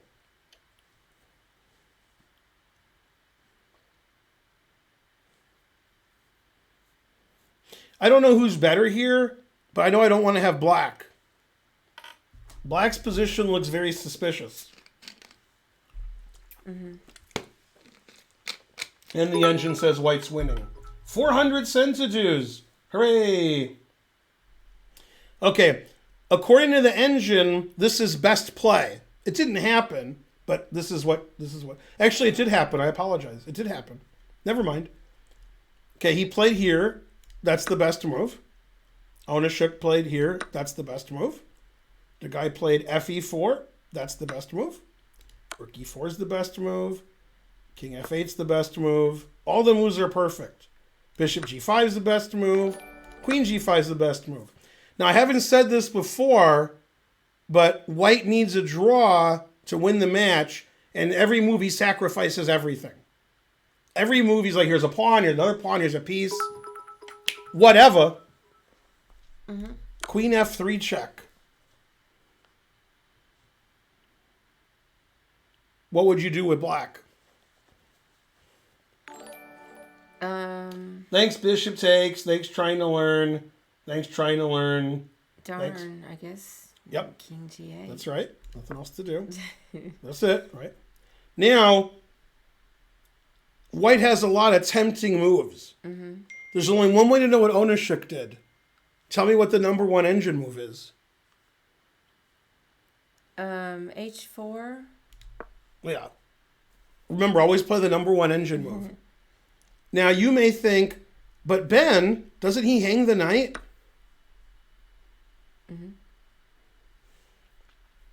Yeah, now, I showed this position to Bender, and he's a robot. He solved it immediately. And I said, how'd you solve this immediately? And he said, Tactics 101. Oh, yeah, rook e8. Rook e8. Yeah. God damn. Only legal move, and then you lose all your pieces. You had pieces until you lost them all. Okay. So you can't play queen takes d5. So he played here. Stop those back rank mates, right? Okay. Rook e7, threatening queen f7 mate. What do? Stop queen f7 mate. I guess, I don't know, queen f8. That's correct. Now, I showed this to the weather guy on Family Guy, and I said, how's the weather with the queen? And he said, the queen's raining sideways. Are you ready? Mm-hmm. Queen B3. God damn. Threatening knight F6, double checkmate. Good luck. Mm-hmm. Now, when my opponent needs a draw to win the match and they play like that guy seems pretty confident. Like, yeah, I don't worry about it. And I told this story yesterday. You weren't here. I coached Onishuk one game in the World Team Championship in Ningbo. Mm-hmm. When we did opening analysis, we get to some position where it was about equal. He'd say, yeah, doesn't matter. I'm going to crush this guy. Mm-hmm. So I'm like, yeah, but you're not better. He says, yeah, that doesn't matter. So we kept looking at positions that were like equal or slightly better for him. He said, yeah, that's good. And so they got one of those positions. Then he crushed that guy. God damn. Mm-hmm. I mean, I don't know who he was playing, but he crushed that guy. Damn. It was like equal, and then Onishuk was completely winning. And how old is he? Onishuk? Yeah. He's probably about 40 now. Mm-hmm. Yeah. Still a badass. Well, what do you do here with Black? Resigning. He resigned, yeah. Yeah, there's not a good move here. There's good and there's not good. This is not good. Mm-hmm. That's the worst anybody's been beaten ever by anybody. And normally you wouldn't expect Onishuk, who's a very solid player, to start sacking everything. And you really wouldn't expect it when he needs a draw to win the match to just give all his pieces away. But he's just like, yeah, okay, this guy's no good. Man, the truth hurts. Yeah. Would knight e7 have been playable? For white? You're trying to improve white's play? Hey, Pinky Jim. You think white should have played better? What? H4 is the engine move. I'm sure more than one move wins, but you're saying, why did he play the best move? Why didn't he play this other move? Knight e7, I think, just blunders the knight, right? That's just the worst move ever. Yeah, now you resign. Yeah, that knight e7, you found the only move that doesn't win. Terrible. Put it in H. Man. What a badass. All right, now this is a special extra treat. I didn't do a game report because those are stupid. But if it proves my point, then they're less stupid. Right? Maybe. Yeah. I'm tired. Right, exactly. So let's have a look. Let's see how well Onishuk played according to the stupid engine. I'm so tired today. I've been really, really sick. Aw. And then I had to work and play chess. Yeah, how did Onishuk play that game? What does that say for white? What does it say? Hey, they both played well. Right, 99.6. I've never seen 99.6. Ever. I've never seen it. He played 6 book moves, 13 best, and 1 excellent. That's why it's not 100, because 1 excellent. You've seen 99.6. I have? What was Zhang's? 99.4. Oh, I thought Man, I was really impressed. Oh, okay. Yeah. That's higher than that. And 99.6, and he wasn't cheating. Mm-hmm. It proves he wasn't cheating, because when they cheat, they play 99.2. Mm-hmm. Yeah. You can't see the eval. Right. Yeah. Anyway, I told you Onishuk was good. You guys are like, Onishuk? What about Magnus Carlsen? Everybody knows Magnus is good. I'm giving you the inside information of people that are good you don't know about. You think Onishuk's like a nice player. He's okay. No. And Jeffrey Zhang is also like ridiculously good. Man, I never got beat that bad, luckily. Well, look how bad he's getting beat. Mm-hmm. Yeah, when your opponent plays 99.6 and you need to win to tie the match, that's playing in the wrong tournament. God damn. Yeah. Oh, hey, Rockin' Jason. Yay, go everybody. We didn't get to talk very much. You could have come up and gotten on the stream. But, yeah, it was nice to meet you. Yeah, Onishuk's good. I drew Onishuk once, and he beat me I want to say once, but he beat me twice. He beat me twice. I thought of the second game now. Yeah. He beat me twice in the U.S. Championship, and I drew him in the World Open where I tied for first. Now, for $1 trillion, Okay. what year did I tie for first in the World Open? You've asked me this a million times, and I don't ever know. So, I don't know. 2010? Close. 2002. Oh, I wasn't even close. Close is 2000 something. Yeah, you were just 2000 and late. That's all. I can't ever remember. Like, here's the thing. I told you yesterday how good he was. Then today, he plays 99.6. So maybe I'm not as dumb as the testing indicated. Maybe the test was off. Okay, tomorrow, the sun will come out tomorrow. Tomorrow, I'm going to be on the chess Twitch thing, channel, doing commentary. I think alone, I'll have to ask Hart. What do you think they would say? Alone? Yeah. I think alone, but I could be wrong. You've watched Arena Kings, so if it's alone, I'm doing it alone. If Arena Kings is always two people, then I'm doing with somebody else, but I don't know. I think it's just me, but I don't know. So 1 o'clock to 5 o'clock Eastern, I'll be doing commentary on Arena Kings. I wonder how many Hikaru jokes I could make before they kick me off. Yeah, Bishop takes, gifted a sub, hooray. Yeah, and then tomorrow at 7 Eastern, I'm doing a class on Emmanuel Lasker. You can sign up online, the usual. There's links on Twitter and Discord, and our website, atlchessclub.com, and so forth. Yeah, and so on. With Topolov? No, Topolov does World Cup commentary, not Arena Kings. But Topolov doesn't know what Arena Kings is, or care. He barely cares.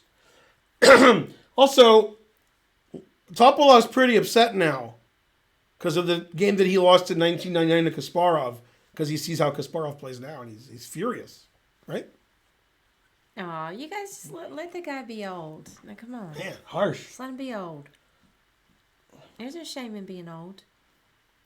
You know what's funny? My brother told me when Lasker was the same age Kasparov is now, maybe like 56, but close. He won like New York 24. He won some tournament in the 20s when he was almost the same age Kasparov is now. Ahead of like Capablanca and Alekhine. So I don't know. Very suspicious. Yeah. That's right. Now remember, this isn't Edward Lasker, so I don't want you to feel bad. All right, do I rate 2 or 5?